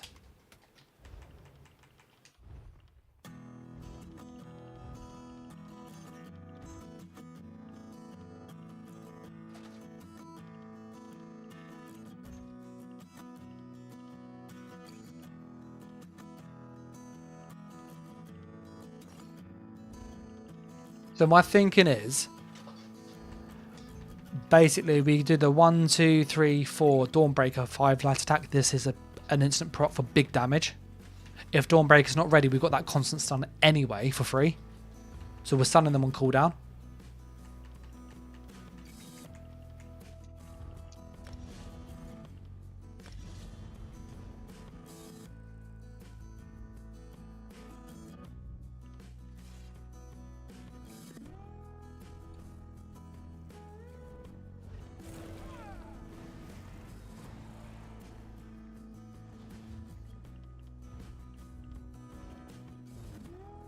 Yeah, I'm just thinking.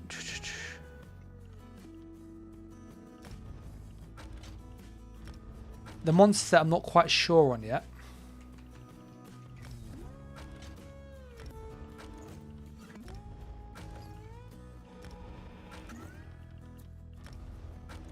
Oh, that was meant to be magical.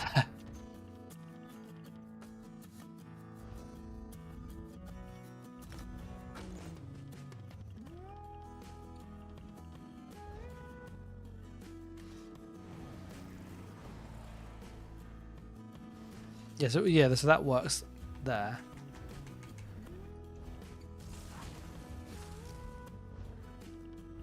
That's 9, that's 10k, that's really good.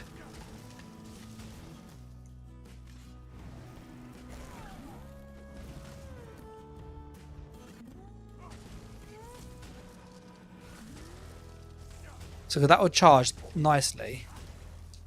And then we'll get that giant hand. Dawnbreak Deep Fisher is really good, 17,000, and a good Dawnbreaker dot, and that's really high too.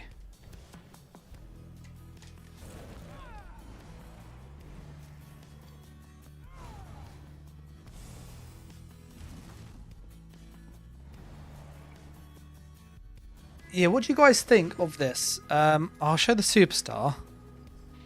And I'll take it into... Let me take it into IC quickly, actually, first. I'll go against, like, a boss, because that will give us an idea of its, like, survivability.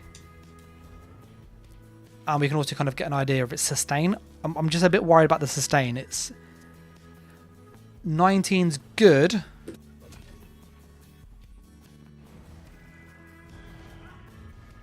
Because we've got 5k pen there, plus... 9,000, so we've got 14k, about 14k pen.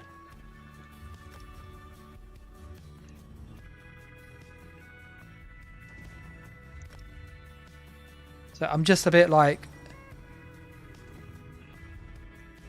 because that's obviously with that regen, that's absolutely insane. Let me put this as all in pen for the moment.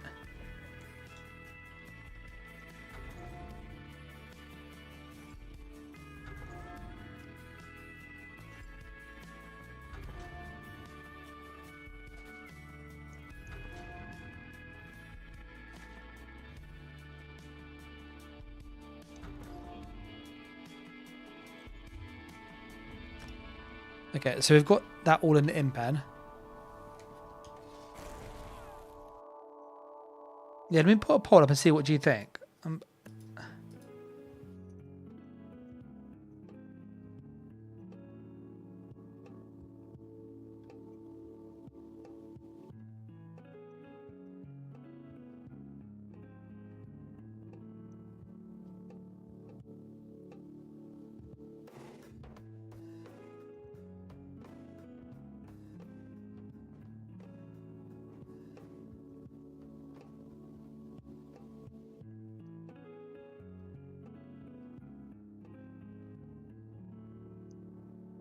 I will have to say though, this has been one of the harder ones to build this patch, ironically.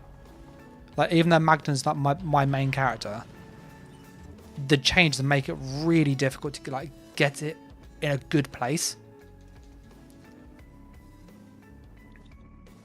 So yeah, I've put a poll up to go, what do you think? I'll kind of go around IC for about 5 minutes or so, just to get a feel myself kind of how is it sustain, its ability to recover, mobility, and then what do you think it lacks? So it'll be kind of useful to see what you think. There's a poll kind of going. So that's 2 shot in those, that's pretty decent. We're going to find a boss and something bigger to kill.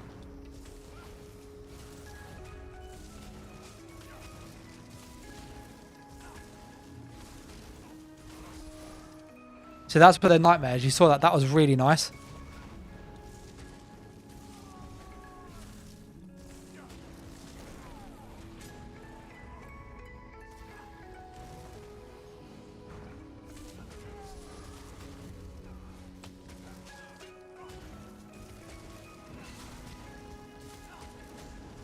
Yeah, so the sustain on this isn't terrible, actually.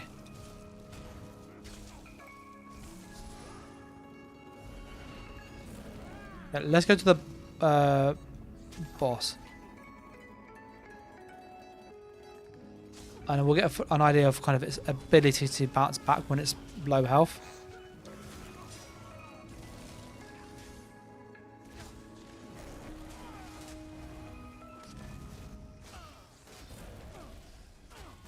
Okay, that block reduction is very, very noticeable. That is really noticeable, that block reduction. Look at this. This is actually like... Might run some sturdy. Look at this. This is actually stupid. So when the boss hits me normally, that's what the boss normally does to me, yeah?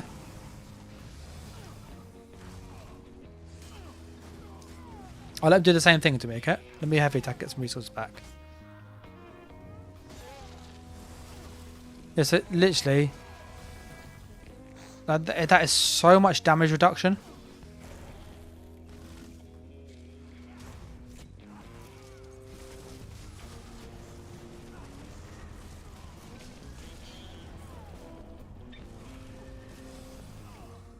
You can just block and move out of the way.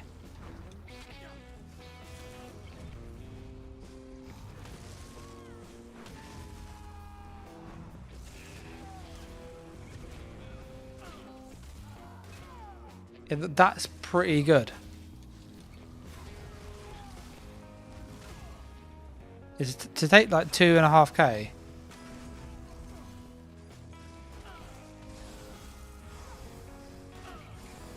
Yeah, so 11,000 crits. That's good burst still.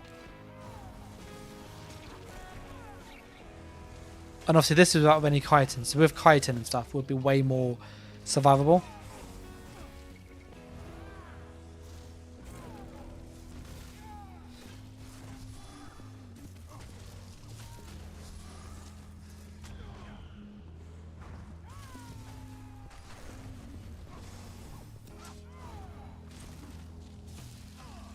The 3-7, 3k, so that's 700 instant reduced.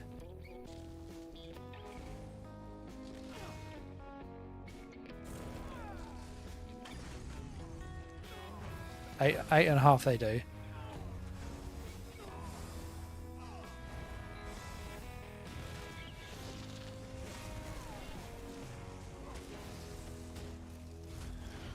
I'm not using any potions, by the way, so with the potion buff it will be a lot higher.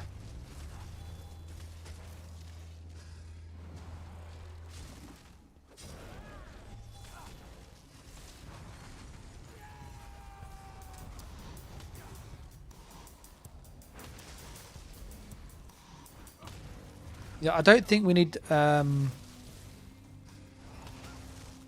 That's quite fun to do that.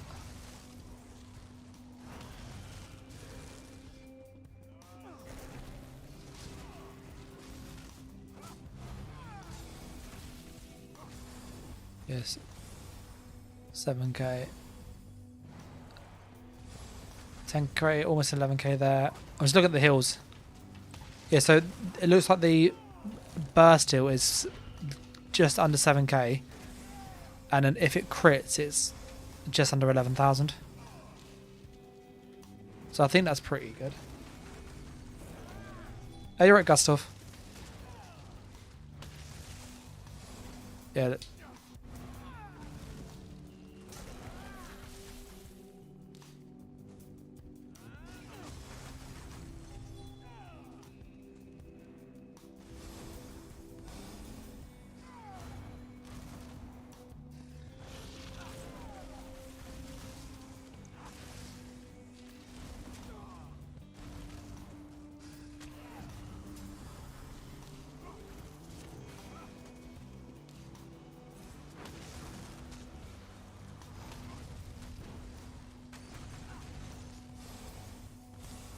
It's 7-3 with buffs on and stuff.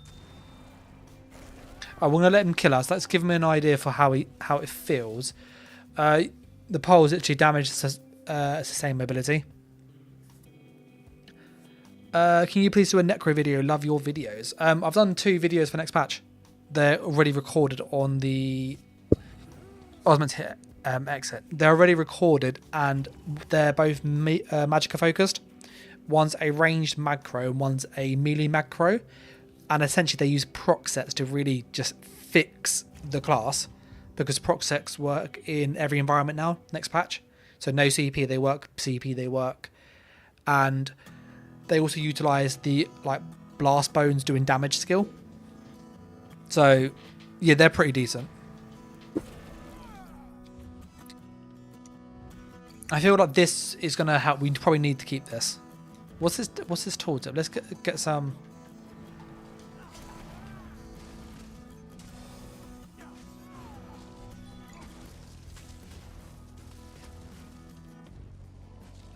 $15k. Okay, that is pretty good. That is.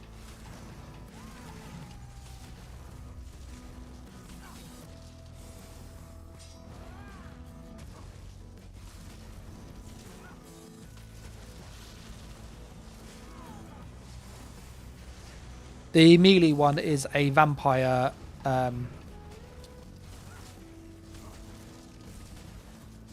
So is it a vampire? Let me see how quick.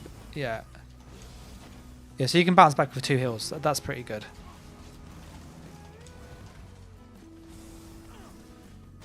Yeah, we don't have any potions on. I'm just going to get low again quickly. So you'll keep your vines on. I'm going to roll, block, heal. Yes, you do that. So your recover combo, if you're low health, is your vines will be on typically. So let me just put the vines on. So I'm low health. I vigor roll, block, heal, and heal again. You go back to full health. And then you can obviously then use like a potion or something. Okay, yeah, I think this is probably the best we're going to get this, in all honesty, whilst keeping it kind of ice theme spammable-esque.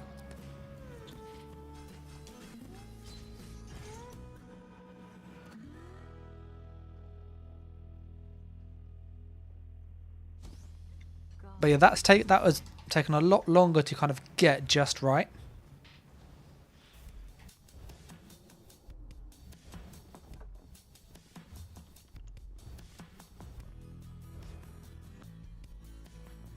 Yeah, so what we've got so far ready for next patch is a Magsalk that's been optimized. This Magden I think is kind of in a good place. We've also done a Nightblade. We have done 2 Necros, both mag, 1 melee, 1 range, and an Arcanist talk build, which I'll make like a non-talk version for that for those that don't have it. So I think we're in a pretty good spot with where stuff is.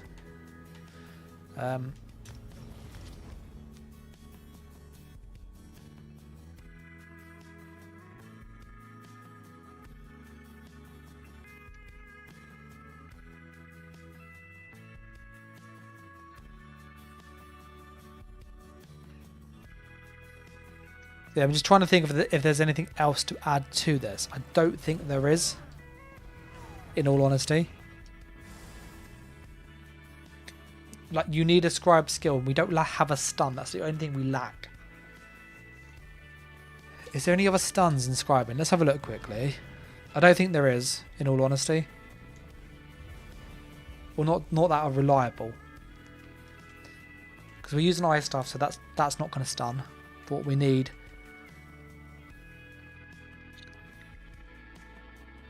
This will, but we'll use it for our heal, so we need that for the heal. So we can't use that. There's an immobilize, there's a pull. After 2 seconds, pulls enemies within 8 meters of you.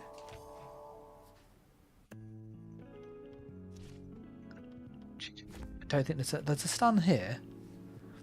Reduce the movement speed of enemies by 40% for 2 seconds. For 4 seconds on the first swipe. Immobilize for 3.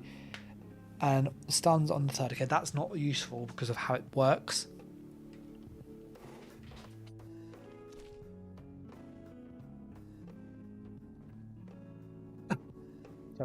Gustav says, do I have a go-to set for Necro Infinite Archive build? In Infinite Archive, I found you're better just having a higher health pool because it helps with a lot of the pardon the language, but a lot of the bullshit. Like there's a lot of stuff that just tries to kill you, and the damage you get actually comes from the I forget what they're called now. The little things you get at the end. Key says traveling knife stun. So we need to use dual wield though, and we don't have dual wield. So we're basically limited to elemental explosion, or we're limited to traveling knife, which we can't do because we've got sword and shield. Shield throw, does that stuns, doesn't it? No, it's right. This is why it's good to kind of check these things. So that's a knockback. So that will stun. What's the range on it? So we could do that. How are you sure the enemy returns? It deals X and knocks them back 8 meters. We could add a class mastery snare.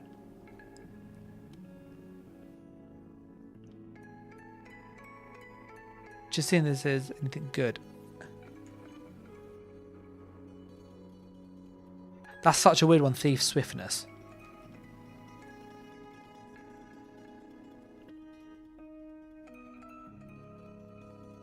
That's quite a cool, the Resurgent, that's quite a nice one. This isn't minor vitality, oh, it's major as well. That's really good. I wonder if we can use this on the back bar instead as our stun.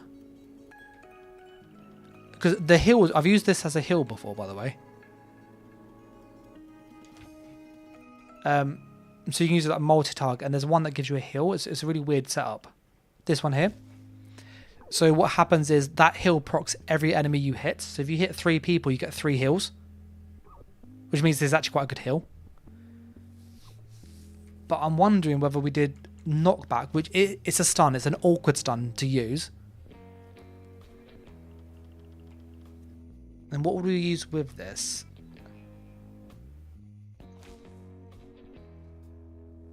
Create an 8 meter area under the target that snares the enemies and charms them. If no enemies are charmed, you restore.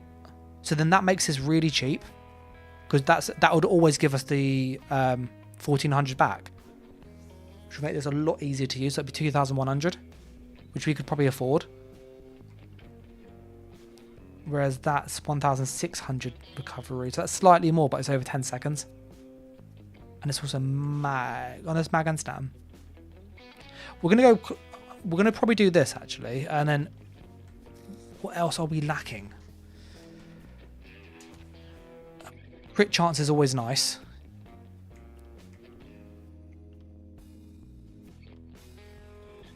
Evasion is very good. It's a shame this doesn't have defile. I'm probably gonna do that actually. Let me try this on the back bar. I'm just like, because we could then. This sounds really stupid, but we can get rid of that because this heal is pretty good actually. It's a lot better than I thought. With the block mitigation, you can block heal through a lot of damage now from the Ice Staff passive. So from Piercing Cold, that 12% block reduction is really noticeable. And then that's really. Let's see, can we animation cancel this? We're going to pop to IC quickly.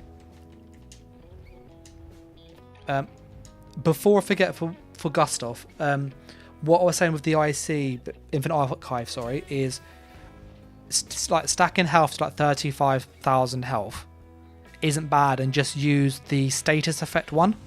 So when you get the focus, whatever they're called, I think they're called like, I don't know, it's focus or something. The little orbs you get at the end of each round, there's one that increases status effect damage. If you just stack that 2 or 3 times, that ends up becoming your spammable elemental susceptibility. It ends up doing like 30-40k a hit, and it's free. So that's how you can kind of cheese the archive quite easily to get far enough in to get the lead you need.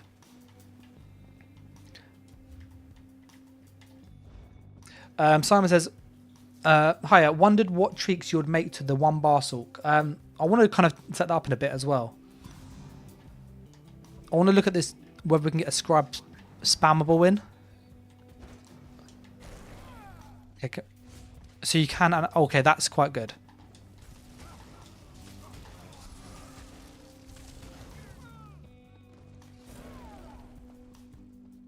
Because there's a delay on that stun, that's actually really, because you can bar swap it, and the range is really far. Look how far that is. So what you can kind of do, you can obviously like pre-buff up and stuff, like you would normally.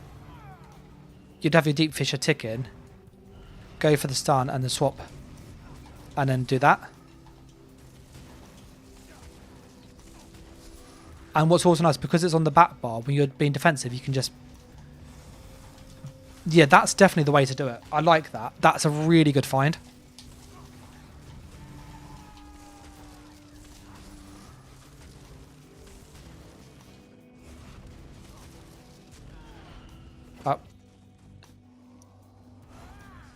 Let's go grab some potions quickly.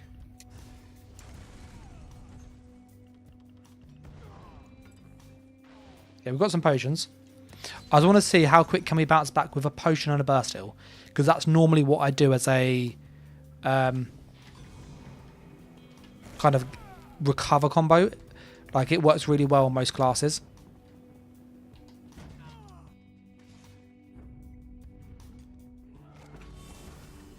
So that was 9k there. As a 10k there. So looking about 2 heals.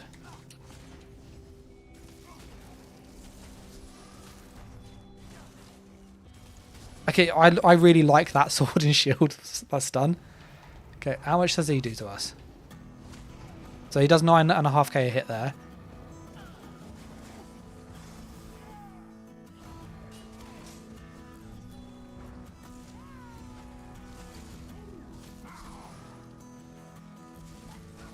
We might just need to add a bit more stam sustaining though, because that stam sustain is not as much as I'd like.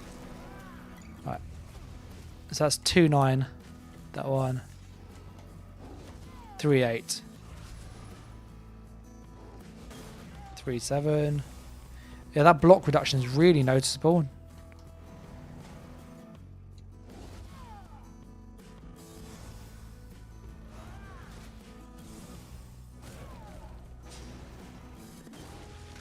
Amazing range. This would be good to see how much. Yeah, 4-4. What does it do normally? Okay, 11,000. That's disgusting. That is. 4-1. 8-6. Okay, so what I'm testing for people curious is how much that block reduction is actually worth.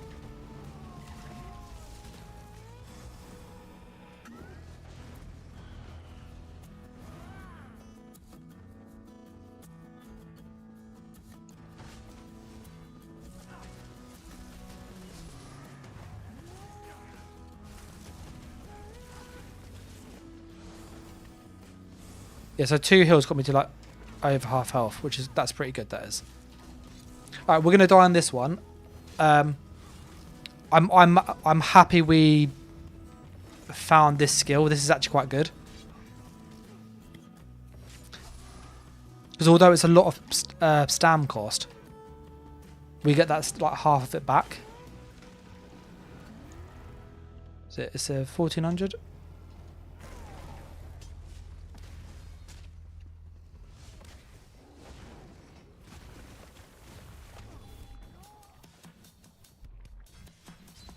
We're going to go back to the thing. We'll do a superstar quickly. What do you guys think? Do you think that's much more viable now as a setup? And I'll put a poll up going, what class next?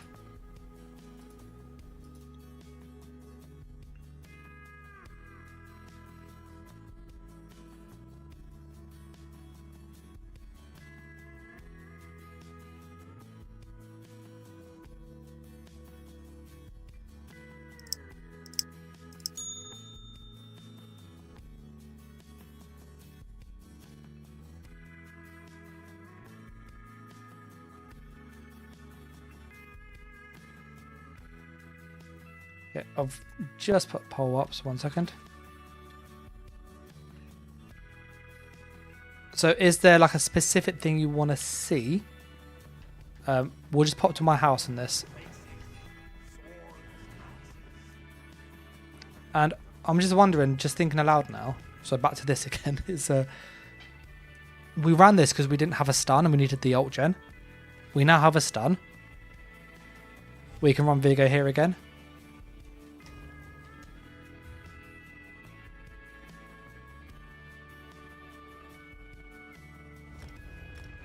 Oh, so many choices.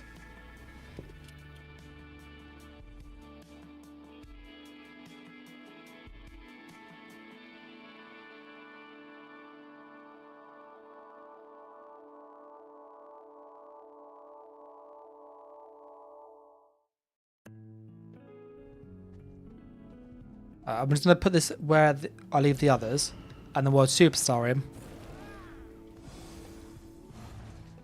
But I'm actually quite happy with this now. I was a bit unsure to begin with, but like having seen the block reduction and stuff in action, that felt pretty good. I'm gonna log out quickly, and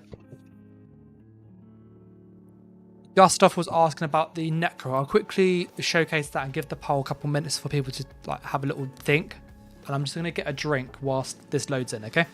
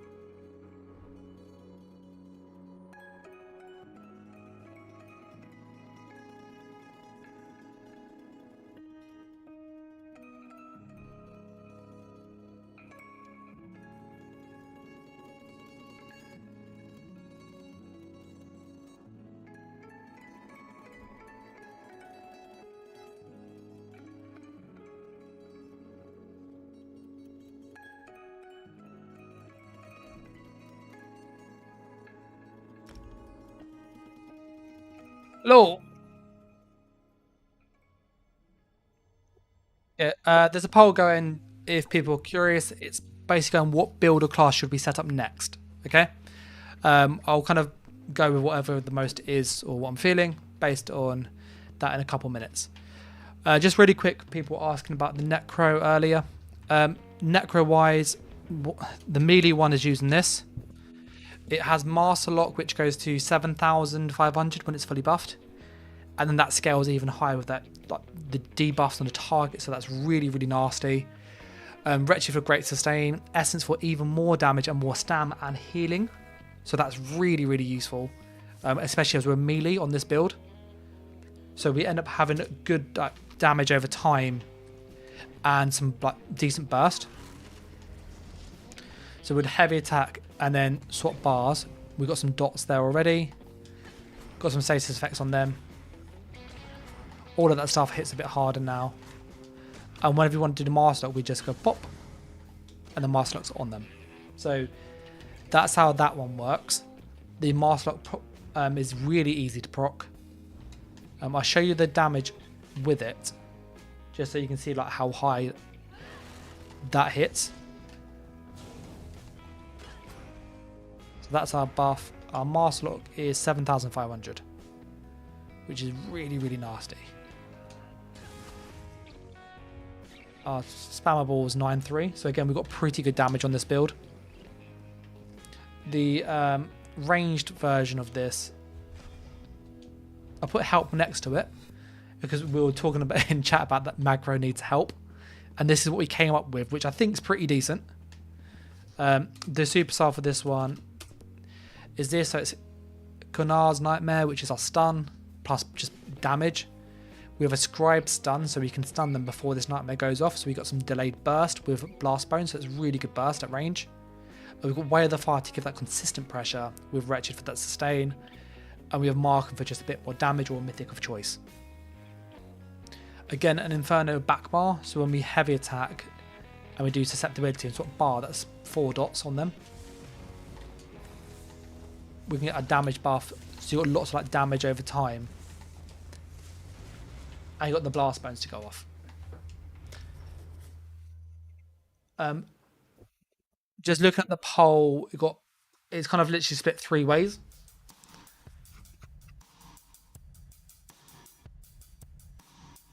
So whilst we are waiting for that just to kind of come to some outcome quickly, I'm just going to jump on my main Sulk. And this is all on PTS, but it's copied my characters over. I think I have on here the template for the 1-bar Sulk, which I'll just quickly show how you could tweak it. I don't have everything on here, as in like all of the scribing stuff on this character, but I should be able to have enough of it to make it kind of work. Let me get my armory person out. PvP Oaken Sulk. Oh no, this is an old version. It's not. What did I overwrote it. It was this one here, and I changed it. In which case, yeah, I will need to go and remake it on the PTS. The build split 4 ways as to what to do next.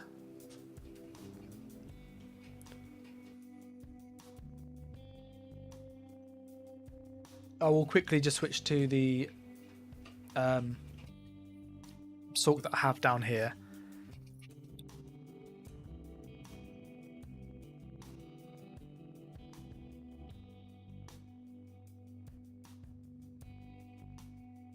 Yeah, so this is an Oaken Sulk that we're going to just quickly set up whilst the poll kind of gets to some conclusion. If you've got like a focus of what you want to see next, then obviously there's Arcanist 2-bar, Templar, jab, jab, jab, DK or something else. For an Oaken build Sulk, let me just save this so I don't lose this.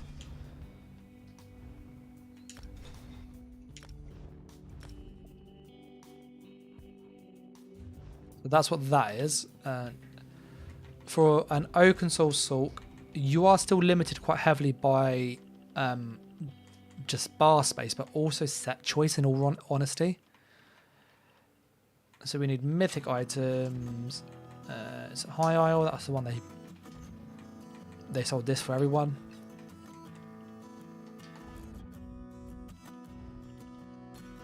Okay.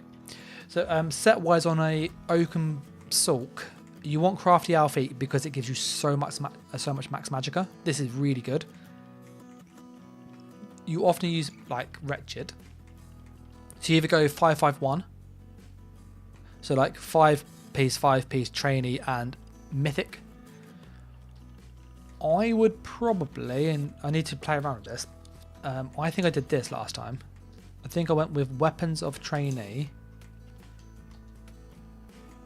And I also went with another set. I think it was Ancient Grace, which is a Cyrodiil set. Where are Cyrodiil sets?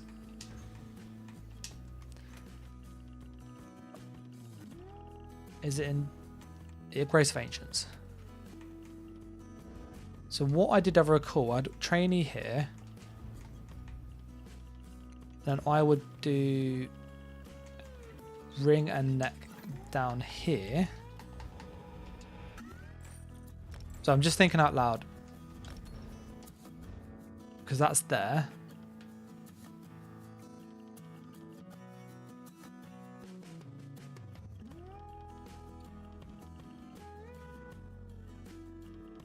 We want a I remember this being really awkward to get, alright?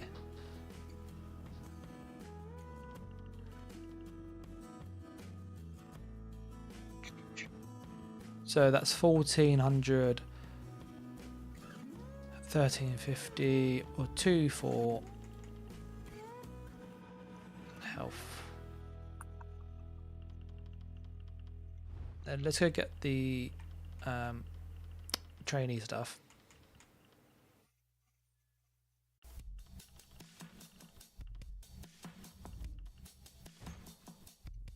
Bid they're down the bottom then. Lightning staff. Because you get training on the body. So that's what I did. I remember what I did now. This was Ancient Grace. I had an Ancient Grace staff. I remember it being really awkward to set up. That was the best way to do it. Where is it? Grace Ancients. Lightning staff.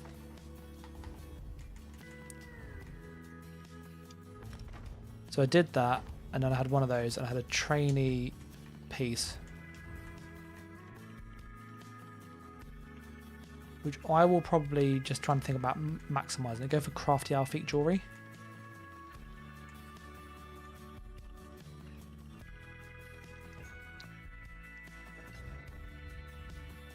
The one crafty there, and then grab all this stuff. So if you're curious what we're doing, I'm going to do a max mag like dump.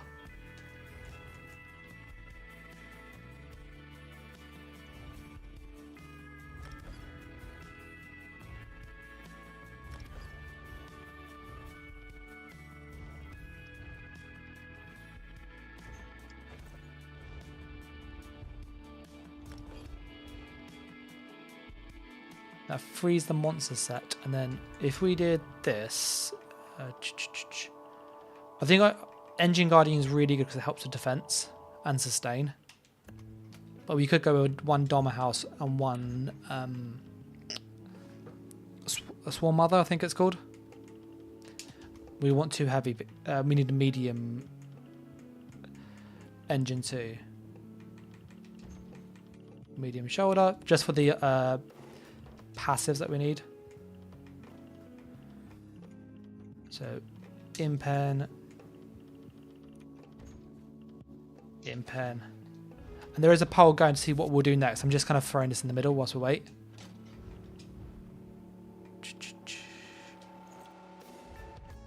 Crafty on 5, ancient on. So our max magic pool should be pretty good. Yeah, that's 53k so far.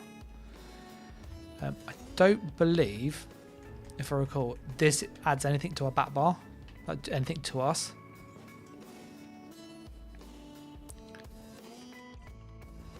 So if we top that off,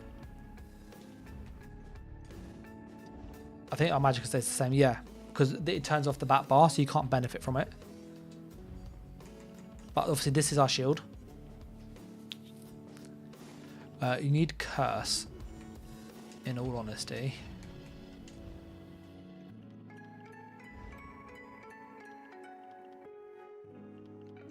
Just gonna be worried about sustain. Might need to put another mag regen on. So that should be like just mag only.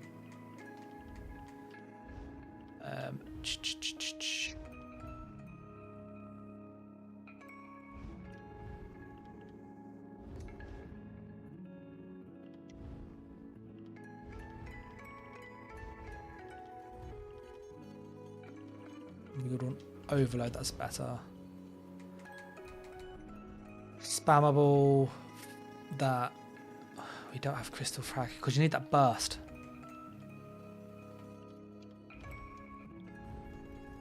This would be very offensive. What's our mag on? About 50k? Yeah, 49,400. Let me just change some glyphs quickly. All our glyphs are on. So that'd be try, that should be mag.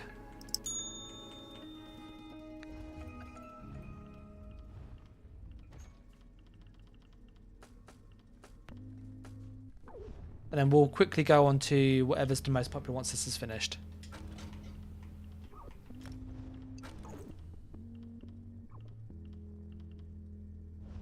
Where's jewelry glyphs?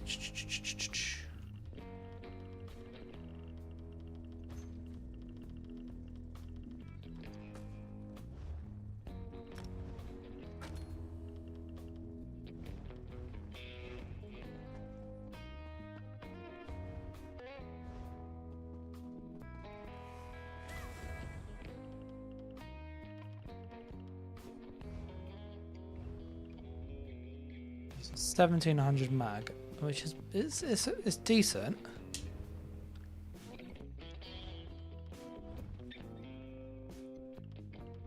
That was mag recovery, by the way. I'm just seeing if I can eke more out of it.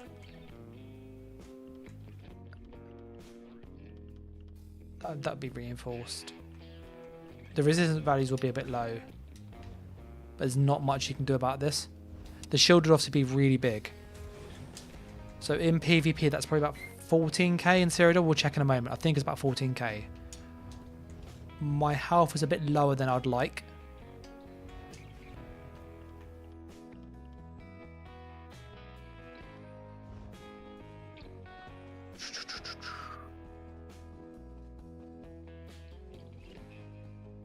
Where's the Atronach? I reckon we're going to lose about 3k stam, 3k mag, so that's... And then if we put this one to Arcane, that should be around about 49. Yeah, so 48. So 2-1, yeah, so that's probably a better way of doing it. Because you still have you have to sustain. You need about 2k sustain without Dark Deal. I would then go all in pen on the armor, because you are going to be really squishy. So you need to mitigate this as much as you can. Those crits will be massive against you, because you're in full light armor. And reinforced head and chest. Do we have Undaunted on light, medium, heavy? Yep, so we've got Undaunted. I just want to check what my frag proc is, and also my spam ball. What's my spam ball on? 10,500 plus 2,000. So this is a really good spammable. So we would hit really hard with that. And we have major breach built into this. So that's nice. So that's also more damage.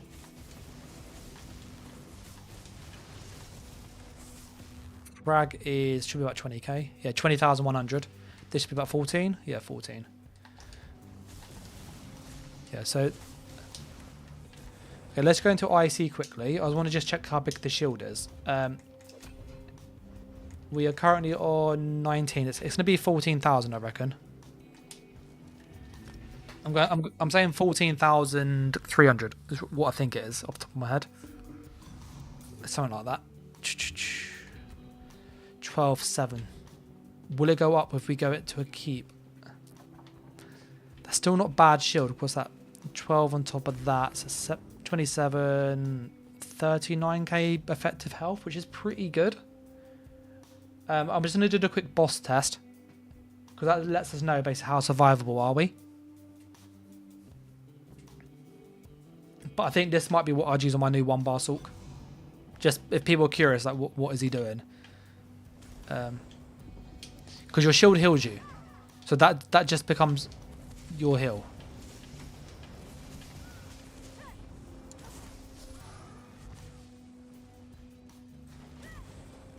Your Engine Guardian, which is just more passive defense. You can obviously double cast frags if you wish.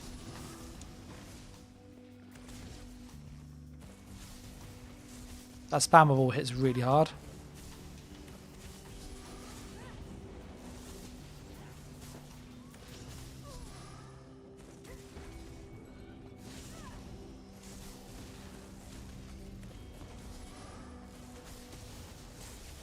Yeah, so how...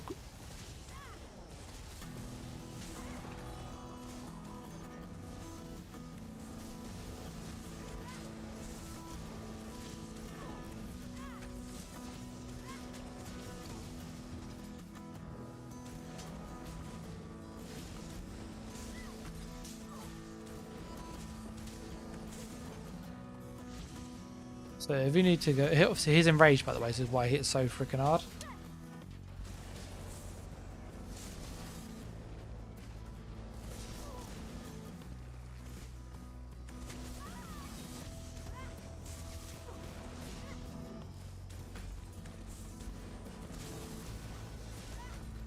Yeah, I could kill this on him.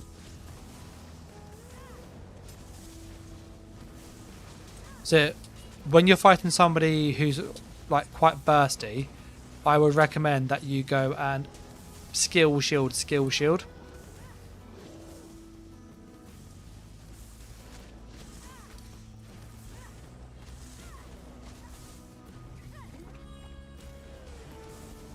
Because the fact that I can literally stand in front of this boss and tank it whilst doing damage is pretty stupid. And he's enraged, so he hits like really freaking hard.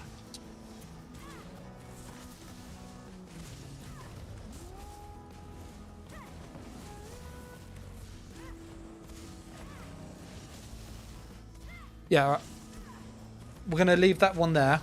This works though. I'm happy with how this does. Let's find some guards because they hit quite hard typically. These ours.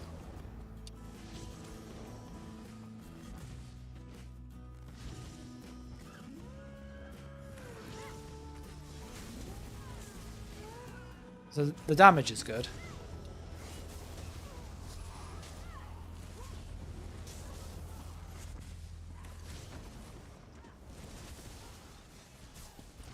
Yeah, you're really good burst with this. Yeah, so that's fine. Alright, the poll is saying Templar with just one in it, I think. So we'll switch class. The choice is Arcanist 2-bar, Templar, DK or other.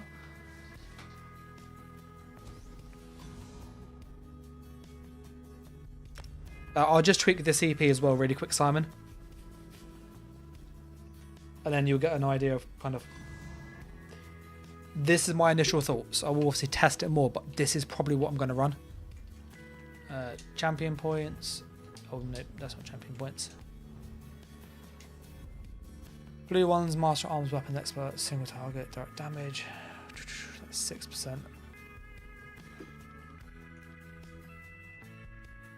We're going to swap the single target one out. We're going to put on Arcane Supremacy. That's going to go instead of Deadly Aim. Over on these ones, Celerity, Bastion, Pain's Refuge.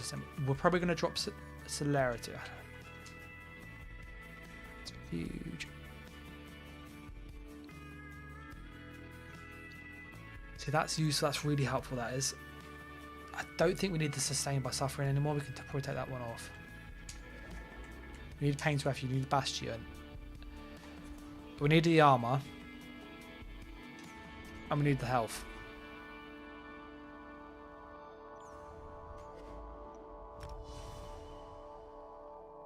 That's probably what I'll do, because our speed is going to be more from Streak. Our recovery is 2k, so we've got good recovery. Our armor is now much more tolerable. This is on a Breton, by the way, for context. My damage shouldn't drop massively. So frags was 20,100 or something like that. It was just over 20k. I'm just going to double check just to confirm that that CP is what I'm happy with, but those makes the resource pools look much more where you want the health is high enough to be in a place where you won't get ganked if your shield is off. If it's any lower than that, you're probably going to get one-shotted. Like 28, 29 is like the minimum in PvP against a Nightblade.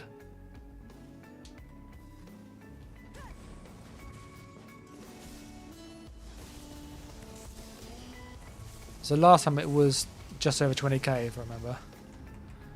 18.5, so we lost about 1,500 we did. Let me put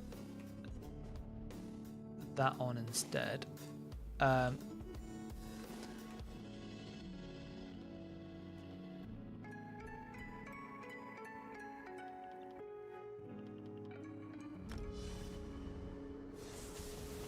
Just double checking. So it's 18.5.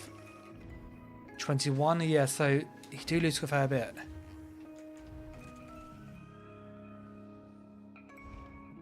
Lose 21.62. I'm just trying to try one other thing.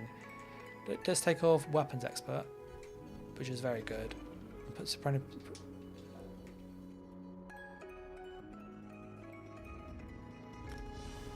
That was 12.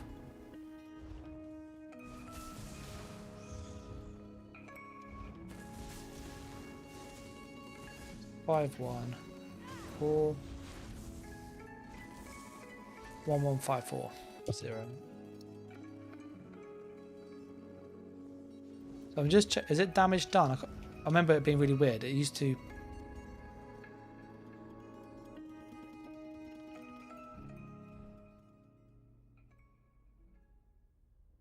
It damage done. I want to just see what the difference is. Sorry, I'm.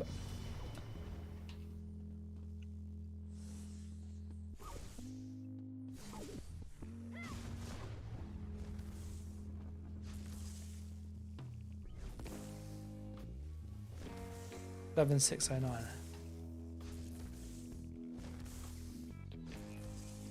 There's not a huge difference actually, because of the like. Okay, yeah, we're probably going to swap it that way around then.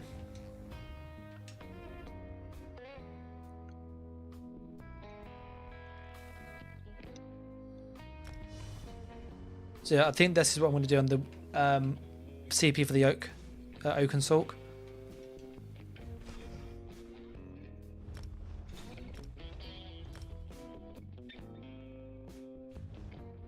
Just for the superstar, so you feel free to like screenshot this or something. This is what I'm currently thinking. It gives you an idea. Obviously, the back bar stuff, just ignore all of that.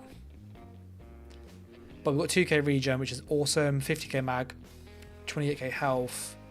You can be. I'll probably go vampire stage 3 if you need the defense. So that will help you if you're worried about being executed, but it's not essential. You obviously have the major breach from here, which will help with that pen. Actually, let me change my staff. Shouldn't be precise. It should be sharpened. So sorry, that will go up a bit more. That thing. Oh, it's sharpened up. Oh no, it's not. Insufficient funds.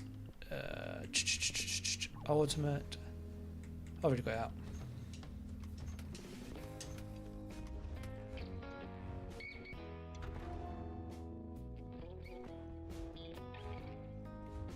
I would also probably use poisons as well, because it gives you that sustained damage that you might lack otherwise. Or if you're worried about sustain, go absorb magicka glyph. That's quite useful too. Alright, so that's what we're looking at. 6k pen plus 9, so 15 plus another 6 here, sorry. So 12,000 pen, so it's not too bad. But yeah, that's what I would recommend for an oaken sulk. The poll is looking at Templar, so we're going to make a Templar next, because that's what people are interested in. And all of these things, by the way, I will be making on live and also kind of showing them on stream and stuff, so you can see them sort of fully there. We just need to get rid of one of these.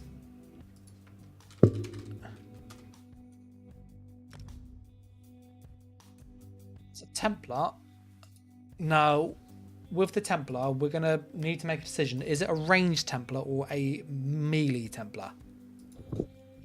So we'll do a poll to kind of see what Templar you want.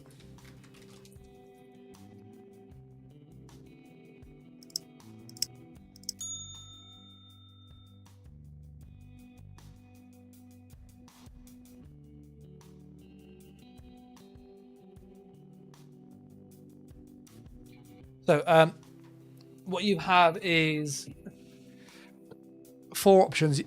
What Templar? Do we go for range? Do we go for a melee or like a proctastic cheesy thing where we just abuse sets to make Templar really busted in a very stupid way? Or do we go just like some other idea that you have? Let me go nameless. Dark Elf, Templar. Done. Yeah, no worries, Simon. So I hope that helps. That gives you kind of my initial thoughts. And that's probably what I'd do with it. I might take frags off if it's unreliable. I feel like curse and a spammable is really nice. But curse, spammable, and frag is like tasty. So, yeah. Always show. Do-do-do. Do-do-do. Do-do-do. Do-do-do. And do-do-do. Okay. Oh, bugger.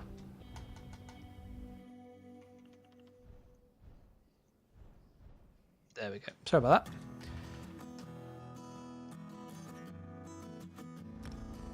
Okay, so there's a poll going about which Templar style should we go for. Ranged, melee, or proctastic. Hey, Lethal. Lethal's there. Lethal DMR.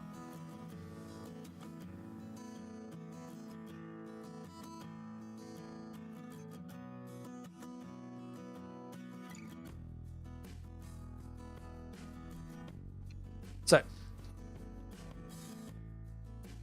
I always start with the skills. And obviously I've said that before, but the reason why is it helps you kind of define the build. And the skills, in all honesty, are more important than the sets.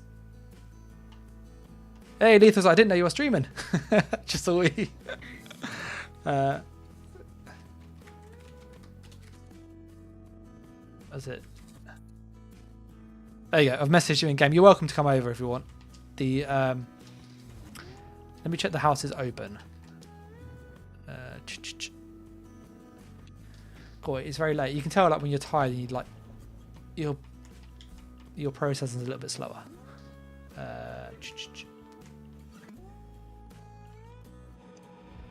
Anybody come over here? There you go. Range, proctastic, melee. So it looks like people are wanting more of a ranged build for Templar, which is definitely doable. I was going to put all this in Magicka for the moment, but we might tweak this. I know people like, so you might remember Christopher ESO. He used to like play this bow 2H Templar, which is quite cool actually. It wasn't for me, but I thought it was quite a cool idea. So you can make weird stuff with Templar because it's got a good kit. We're going to start with just the skills you have regardless of build. So you need to have your armor buff. So that's non-negotiable. That goes there. You either basically get magical or stamina. Those are the options, essentially. If you are ranged, do you need the cleanse? I don't think you do, in all honesty. But it's such a defining Templar skill. You need a movement skill. So you need race against time. Because you don't have one in your kit. You need a burst still. So Breath of Life is like Honor the Dead, sorry, is the better one. That gives you the cost back, which is quite good. You need a heal over time of some kind. So people use Vigor for the armor buff as well. It's just like the staple in PvP now.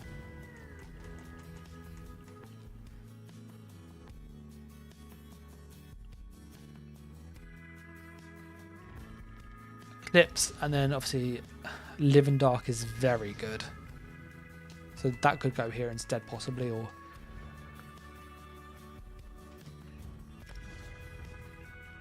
burst wise, Power of the Light hits harder because you've got Minor Breach. So that's quite good. With it being physical damage, it's good. And the Minor Breach comes from Saundered for people curious. So this Saundered status effect procs a Minor Breach, which is penetration. So that's quite decent.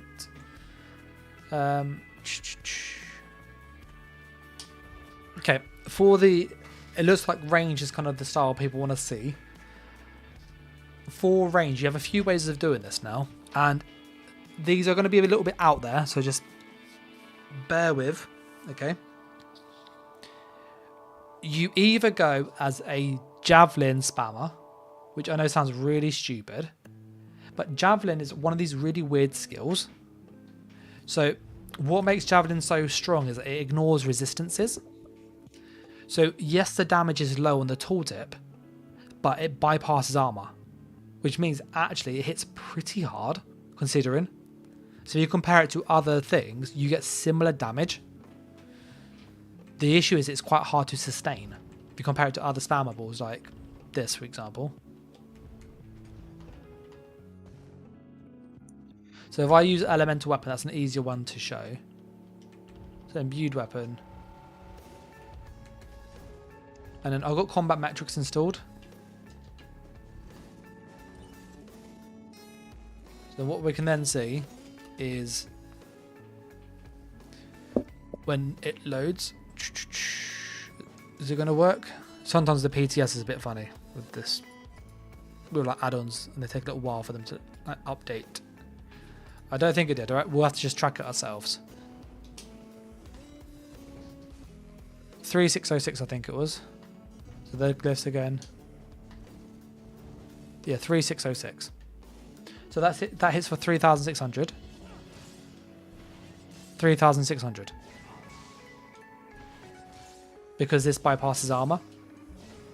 So option 1 is we go down the javelin spam route and we make that the spammable. So, or option 2, we go down the beam route and we make that the spammable.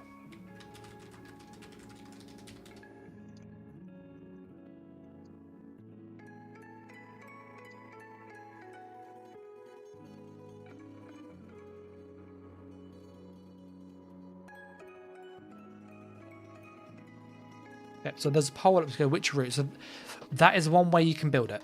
If you build the javelin right, this can get good damage and become your spammable. Bypasses armor, becomes pretty decent. You also benefit because it's the Adric Spear. You get some nice passives out of this. So for example, you get this crit damage because it's slotted. You also get this minor protection as you do it. So you get some good stuff out of this. The other way we can do this is go down the beam route, which is Radiant Destruction. Now you have to do quite a lot of shenanigans with this to make this really strong. Like it's a good skill, but to make it like spammable worthy, you have to like really abuse stuff, to say the least. So Destruction, you often go with Glory because that 20% isn't noticeable, but the heal is better, in all honesty. Plus you get magic back as you do it. So this is really good. The other option is this.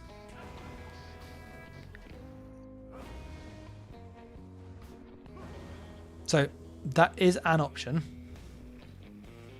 The drawback with this is that it's a 1.8 second channel and you can be interrupted. The other option is you just use like the skills like this. So like elemental weapon.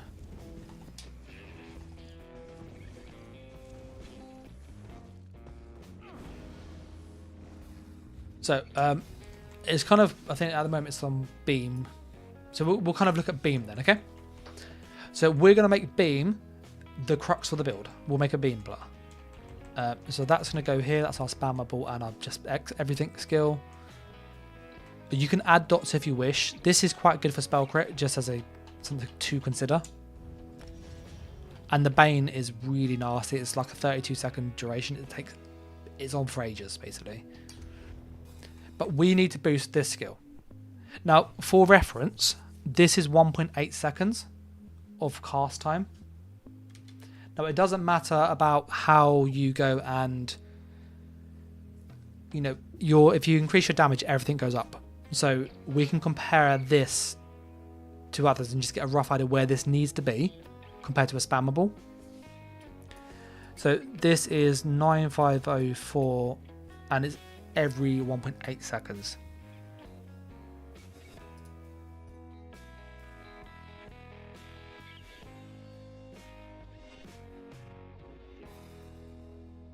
So you're looking about 5,200 damage per second, roughly.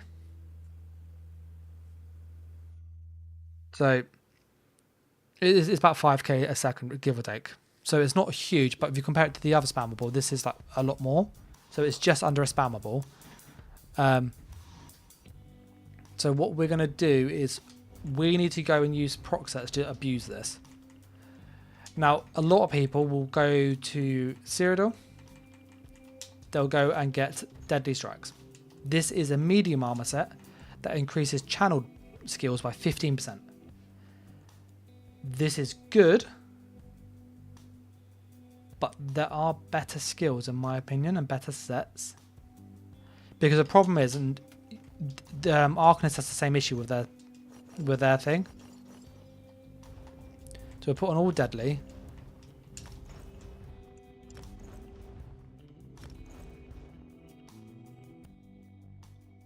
So if you look, it's 97250, yeah. 10903. So you only gain like 1200 over the whole duration of the skill, which isn't huge. It's not a massive boost. So those percent boosts don't really work well on skills that tick lots, because they have a base number that is quite low. So that percent boost being applied to a low number isn't good. So that is an option, but I would avoid that personally. I would personally recommend this, which seems a bit stupid. If you go down to a dungeon set, and you have to farm a set, it's a DLC set sadly, and it's a light armor set. You are looking for Dragon's Grip. Now this applies to every source of damage that you do. So every little tick, so when we cast a beam, you'll get that bonus each time. Which means Dragon's Grip can be quite a potent set.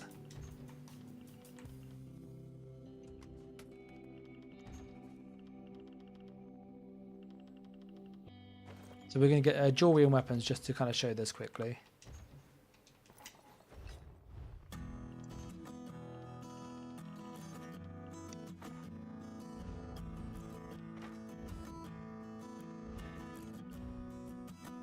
With a lightning staff, it's 11,000, just so that will increase. We'll put on the jewelry now.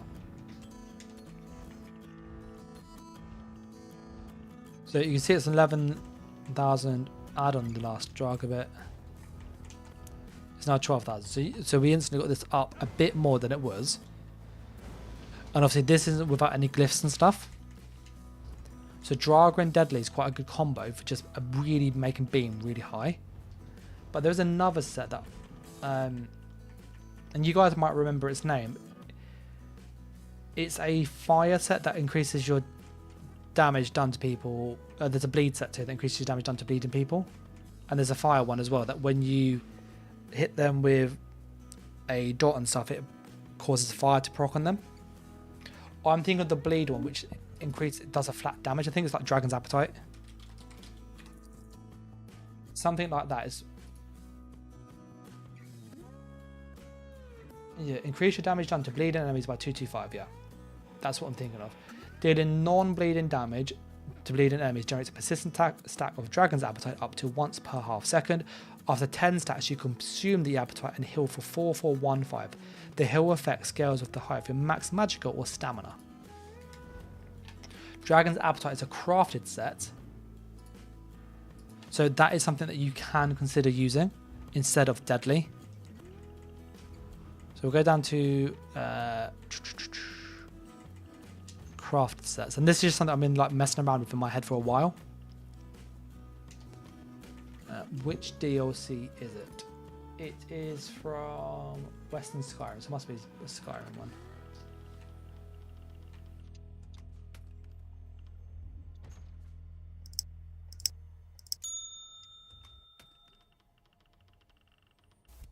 And the question then comes down to is, how do we get this into the how do we get a bleed skill into the build?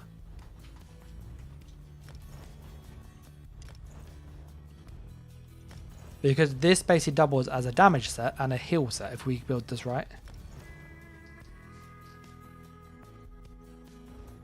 So what you'll notice is that our tooltip won't look that good because deadly's off it, but we get more damage done. So 2, 4, 6, which is slightly lower, but we haven't got a bleed in them yet. We'll put on a skill that gives a bleed that we can kind of test with. And there isn't many skills that actually add bleed damage, ironically. So you'd like something like Inner Fire, that'd be cool, but it doesn't do bleed. Physical damage. So we'll probably have to use a scribed skill. I'm thinking Travelling Knife.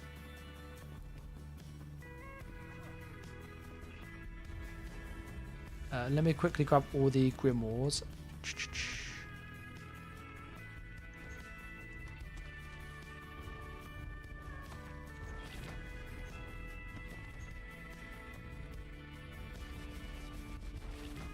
So that's all that you use. I'm just going to reload the UI because that gets like really, really loud really fast.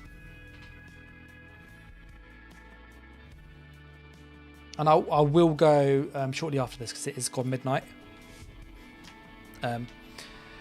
So we can get a bleed in it, so you could use this, which then means the torment becomes a bleed dot.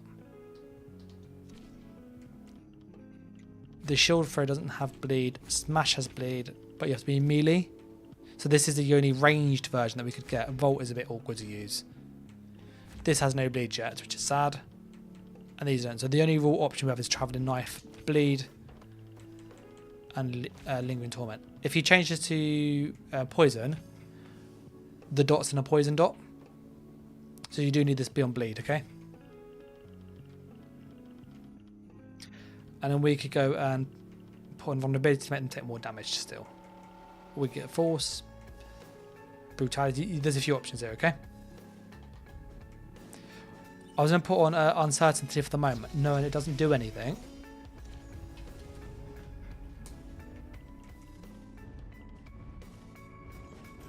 We'll quickly grab some Dragakin weapons.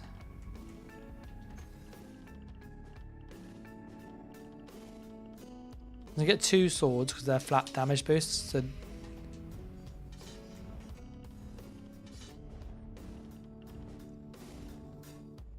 and then what we can then do is we can do it with the bleed and without to see is appetite worth using.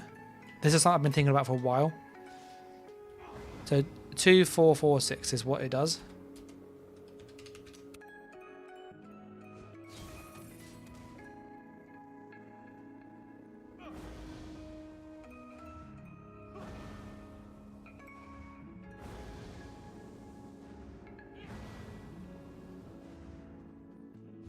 Now, do I have Dragon's Appetite on me? I do. So increase your damage done to bleeding. Deal a non-bleed damage against bleeding enemies. It doesn't specify that it has to be channels. So let me just check a bit.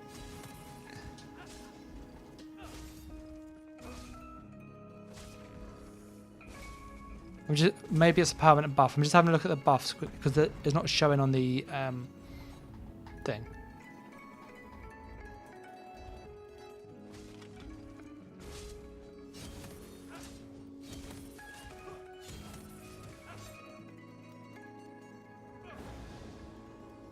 Yeah, so that's interesting.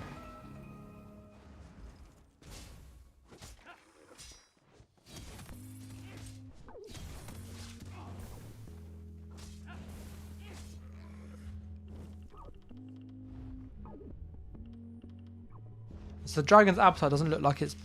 Or maybe I've misread it. Increase your damage done to bleeding enemies by 225. Dealing non-bleeding damage to bleeding enemies generates persistent stack of Appetite.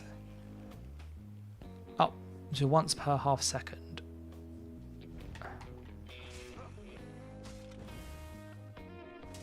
So they're bleeding. They need to be hemorrhaging. I want one of it actually is looking for the hemorrhage passive.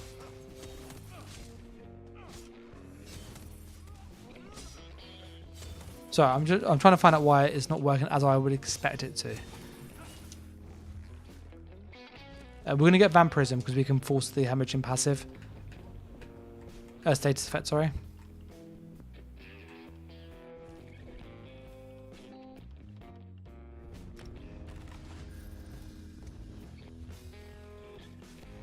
Because this was something I was thinking about, but if it doesn't work how I think it will, because that's bleed damage on the dot, so that should be doing it.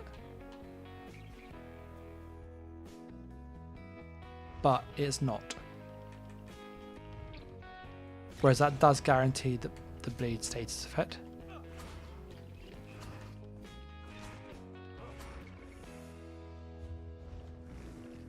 Yeah, so it's a bug there. Yeah, so looking at the appetite, that doesn't work how it should. I think it's bugged. And I only say that because reading the tooltip, so if you look, it procs as soon as they have hemorrhaging on them. So if you go down, hemorrhaging is not on here. I cast that, and then I do damage. If I put the hemorrhaging on them and then I do damage, I get stacks. So what it's doing, that set is actually looking for the hemorrhaging status effect, not the bleed, which is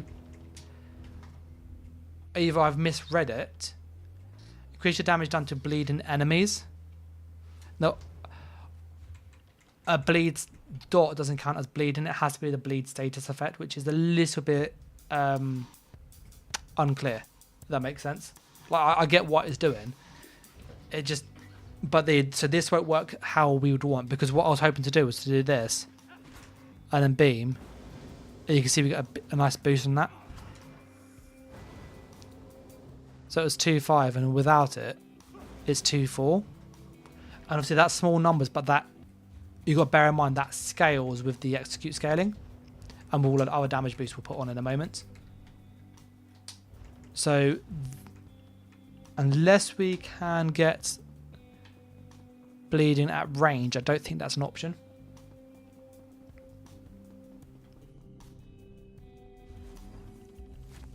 Assassin's Misery.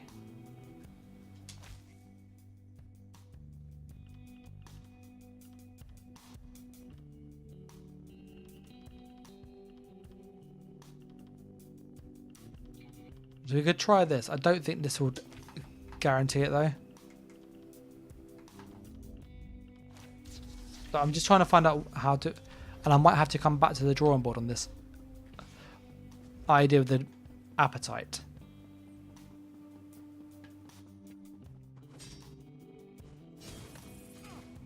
2, 3.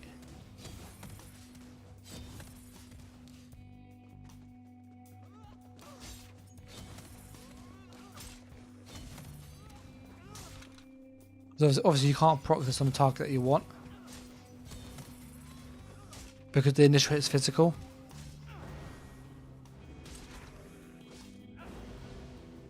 Yeah, that makes me think that appetite is not worth it. I was really hoping that would be kind of good. So we might have to stick with Deadly, which is a nice boost, but it's not as much as I'd want.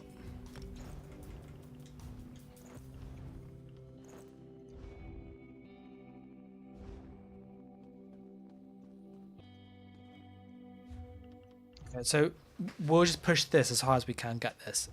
Okay. Let's go and do our CB quickly.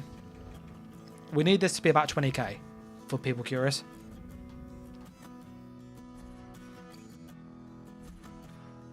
And I'm literally just going to go and basically make like a...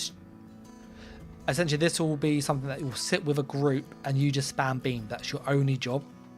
And if anybody gets low health, you will get the kill.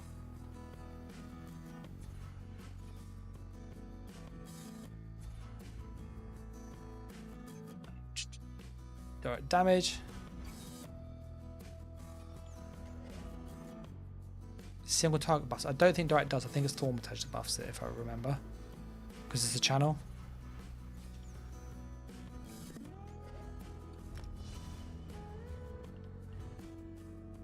$14,000.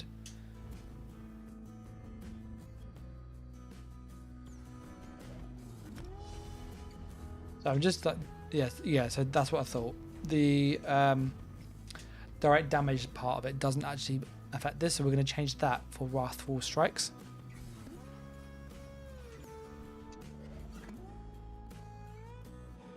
And you could obviously just use the crit one. Or you could go for something like down here, Untainted Crescent.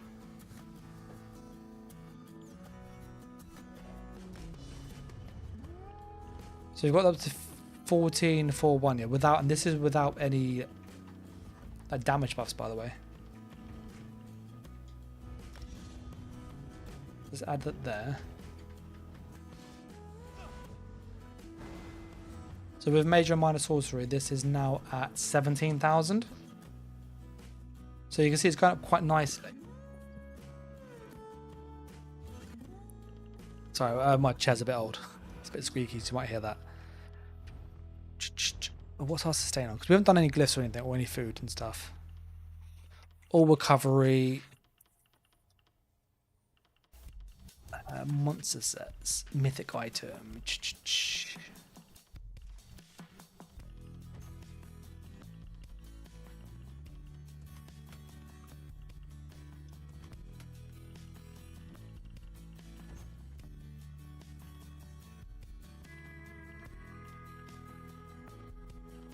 With Dragakin, by the way, Zarn's very good.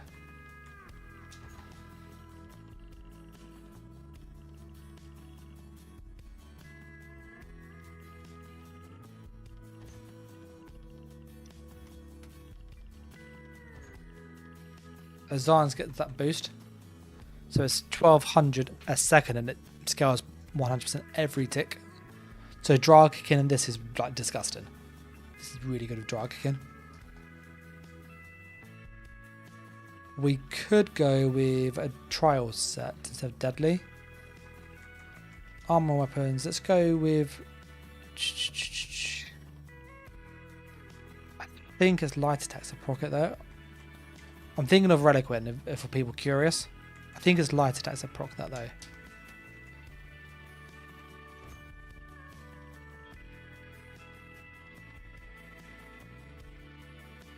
Yeah, so that wouldn't work because this proc's really nice as well with Dragakin. So with Dragakin, this becomes really, really toxic. Like it's basically 7,000 damage a second on a proc. It's disgusting at max stacks. Really, really horrible set. Cases, appreciate your input on these builds. It's really helpful. Yeah, no, I enjoy doing this. It sounds silly, but I like kind of thinking about how can I make it work. So we can obviously get the number up and this up nice and high, but I want it about 20k, and we need sustain. No, we could add a percent boost to like Slime Claw, for example, and get minor Berserk, or use like Camo Hunter from behind.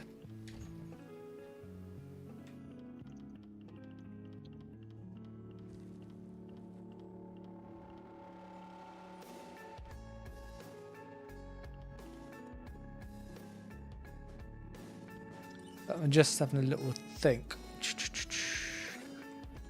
Obviously, Keena's quite funny.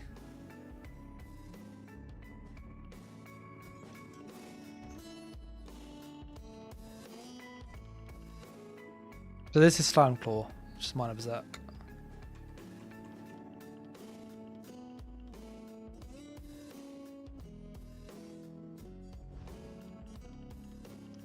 How much? Let's see what the boost is on Deadly.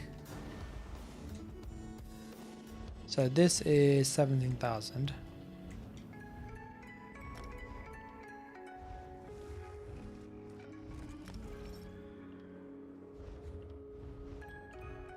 $15,000. So we lose 2,000. We'd.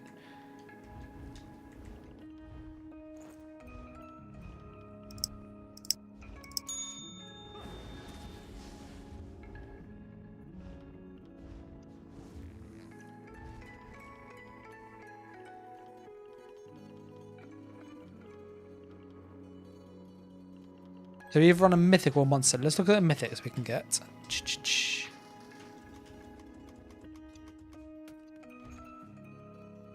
That's a bit of damage.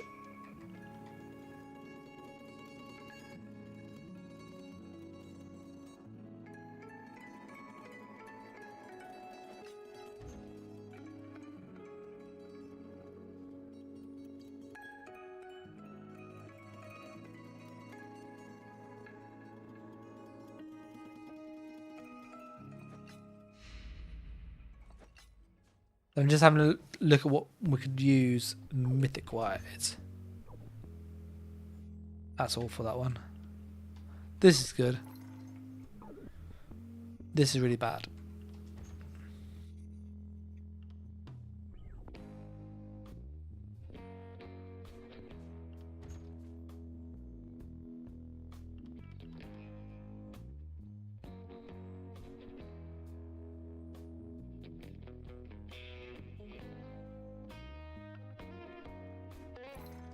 Let me try this. So I'm just...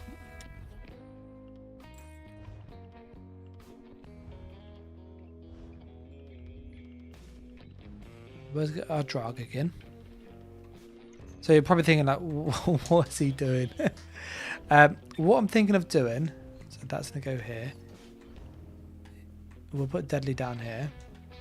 There we go. So deadly and drug on is, if we go vampire spammable,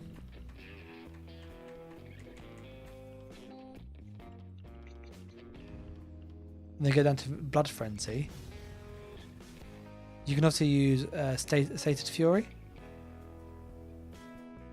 So this could be quite nice, but you get a heal at the end of it. And the damage, like the healing, isn't huge.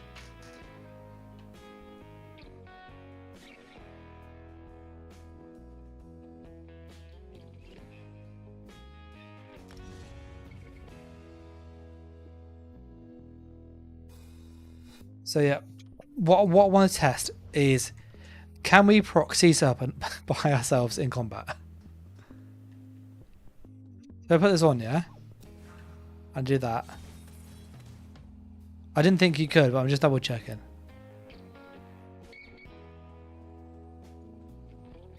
No is the answer. Okay, so we can't proc... I was thinking, if you can proc this ourselves, this is a huge damage boost.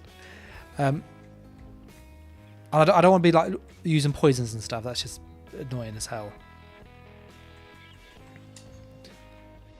Yeah, there isn't any many like mythics that we can add that would help with what we were trying to do.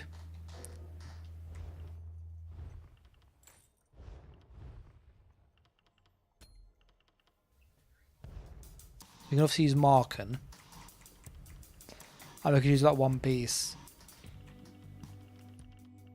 Magma or something. And then we'll adjust the sustain afterwards. Like I'm just kind of now seeing about how high can we get this. Molag would do.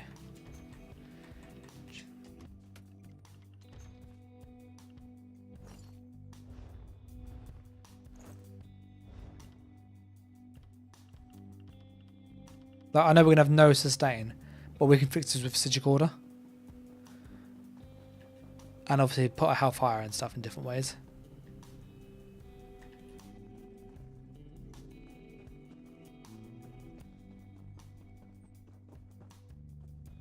We could use the Mundis as well.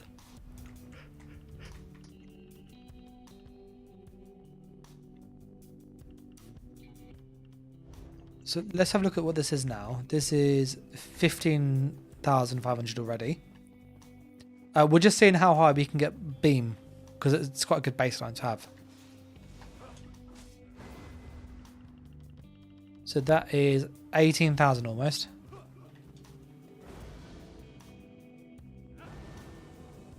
Which is pretty good, I'm not going to lie. As a tooltip, that's pretty nice. Because the scale on it, its scaling is really mad.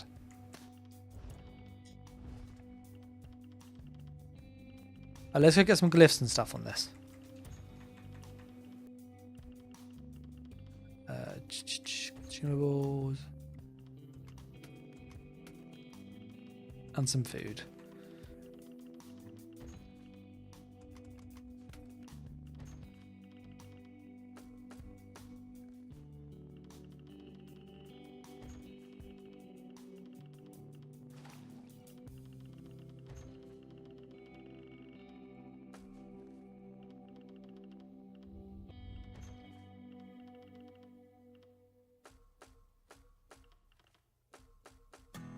Okay, so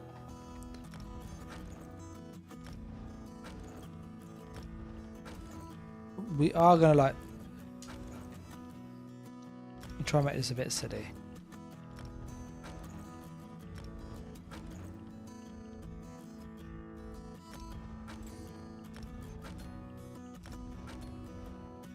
And then we're going to go put those in infused.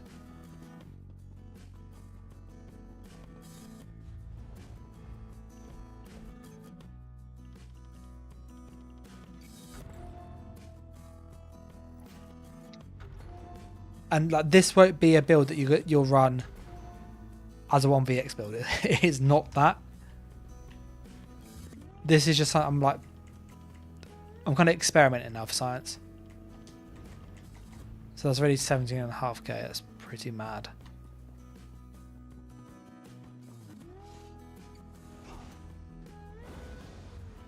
So we're over 20,000, which is, you know, bear in mind we have this like crazy scaling on it.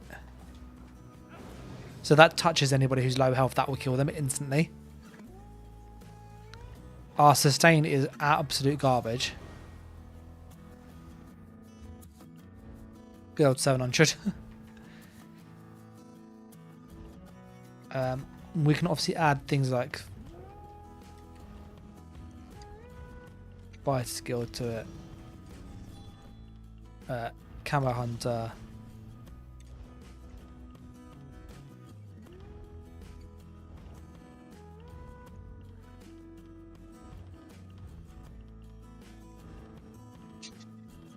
Just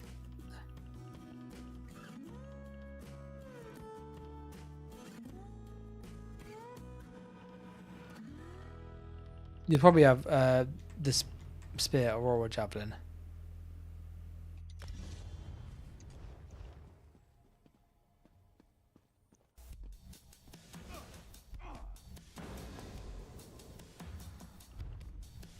Yes, that's almost 21,000. Now, obviously, we can drop some of the damage to make it viable, and what we can do is put drag a front bar, for example, and then back bar a different weapon.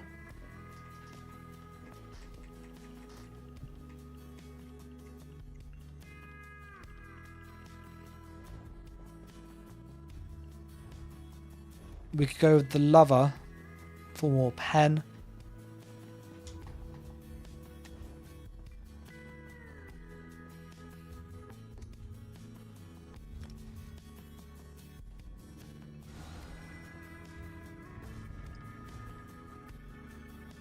So this is giving me some ideas.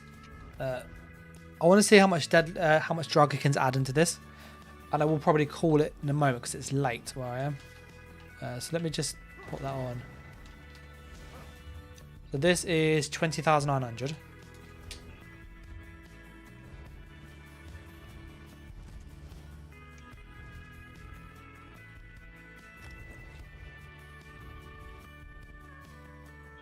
$19,500. So it adds about 1,400 to it, which is nice, but I don't think it's worth it on that. It doesn't tick enough. Whereas on the Arcanist Beam, it's really good on Arcanist Beam because it ticks loads really quick. So at the 330s added like 3 times a second, and you amplify that by Crux, it just gets really nasty really quick. Yeah, just.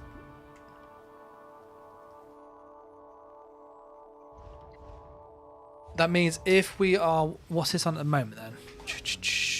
Is it 19,000? So we could use this, take Dragon off completely, put Wretched Vitality here instead. Wretched back bar, Deadly front bar, Trainee chest, Marking ring is what I'm thinking off the top of my head. Would it end up having similar damage numbers to what you see there? But that would be a bit more optimized than the loadout. Because that Draga there is doing nothing at the moment now. So that tooltip would be very similar. We could then run a monster set that gives us more damage. Yes, I'm probably going to do deadly strikes and wretched vitality on this build. And I will use one piece of trainee on the chest. I'll probably use mark and ring because it's armor and damage. And then I will probably use a monster set like Balorg for the, or I might go for 2 one pieces. So like, or might use Roska for more sustain again. If I did Rose Scud, then that would give me the ability to spam beam. And I can put all my points in health. So I have big heals, because your heals, this is scaled of health. So if you sit inside this is a big heal, and this is a flat heal. So this is still really good. So those two things combined will give us like a good healing power. And we'll have about 30k health that way. Yeah, if people are unsure what that all is, I'm just put in chat really quick. So it will be deadly plus wretched.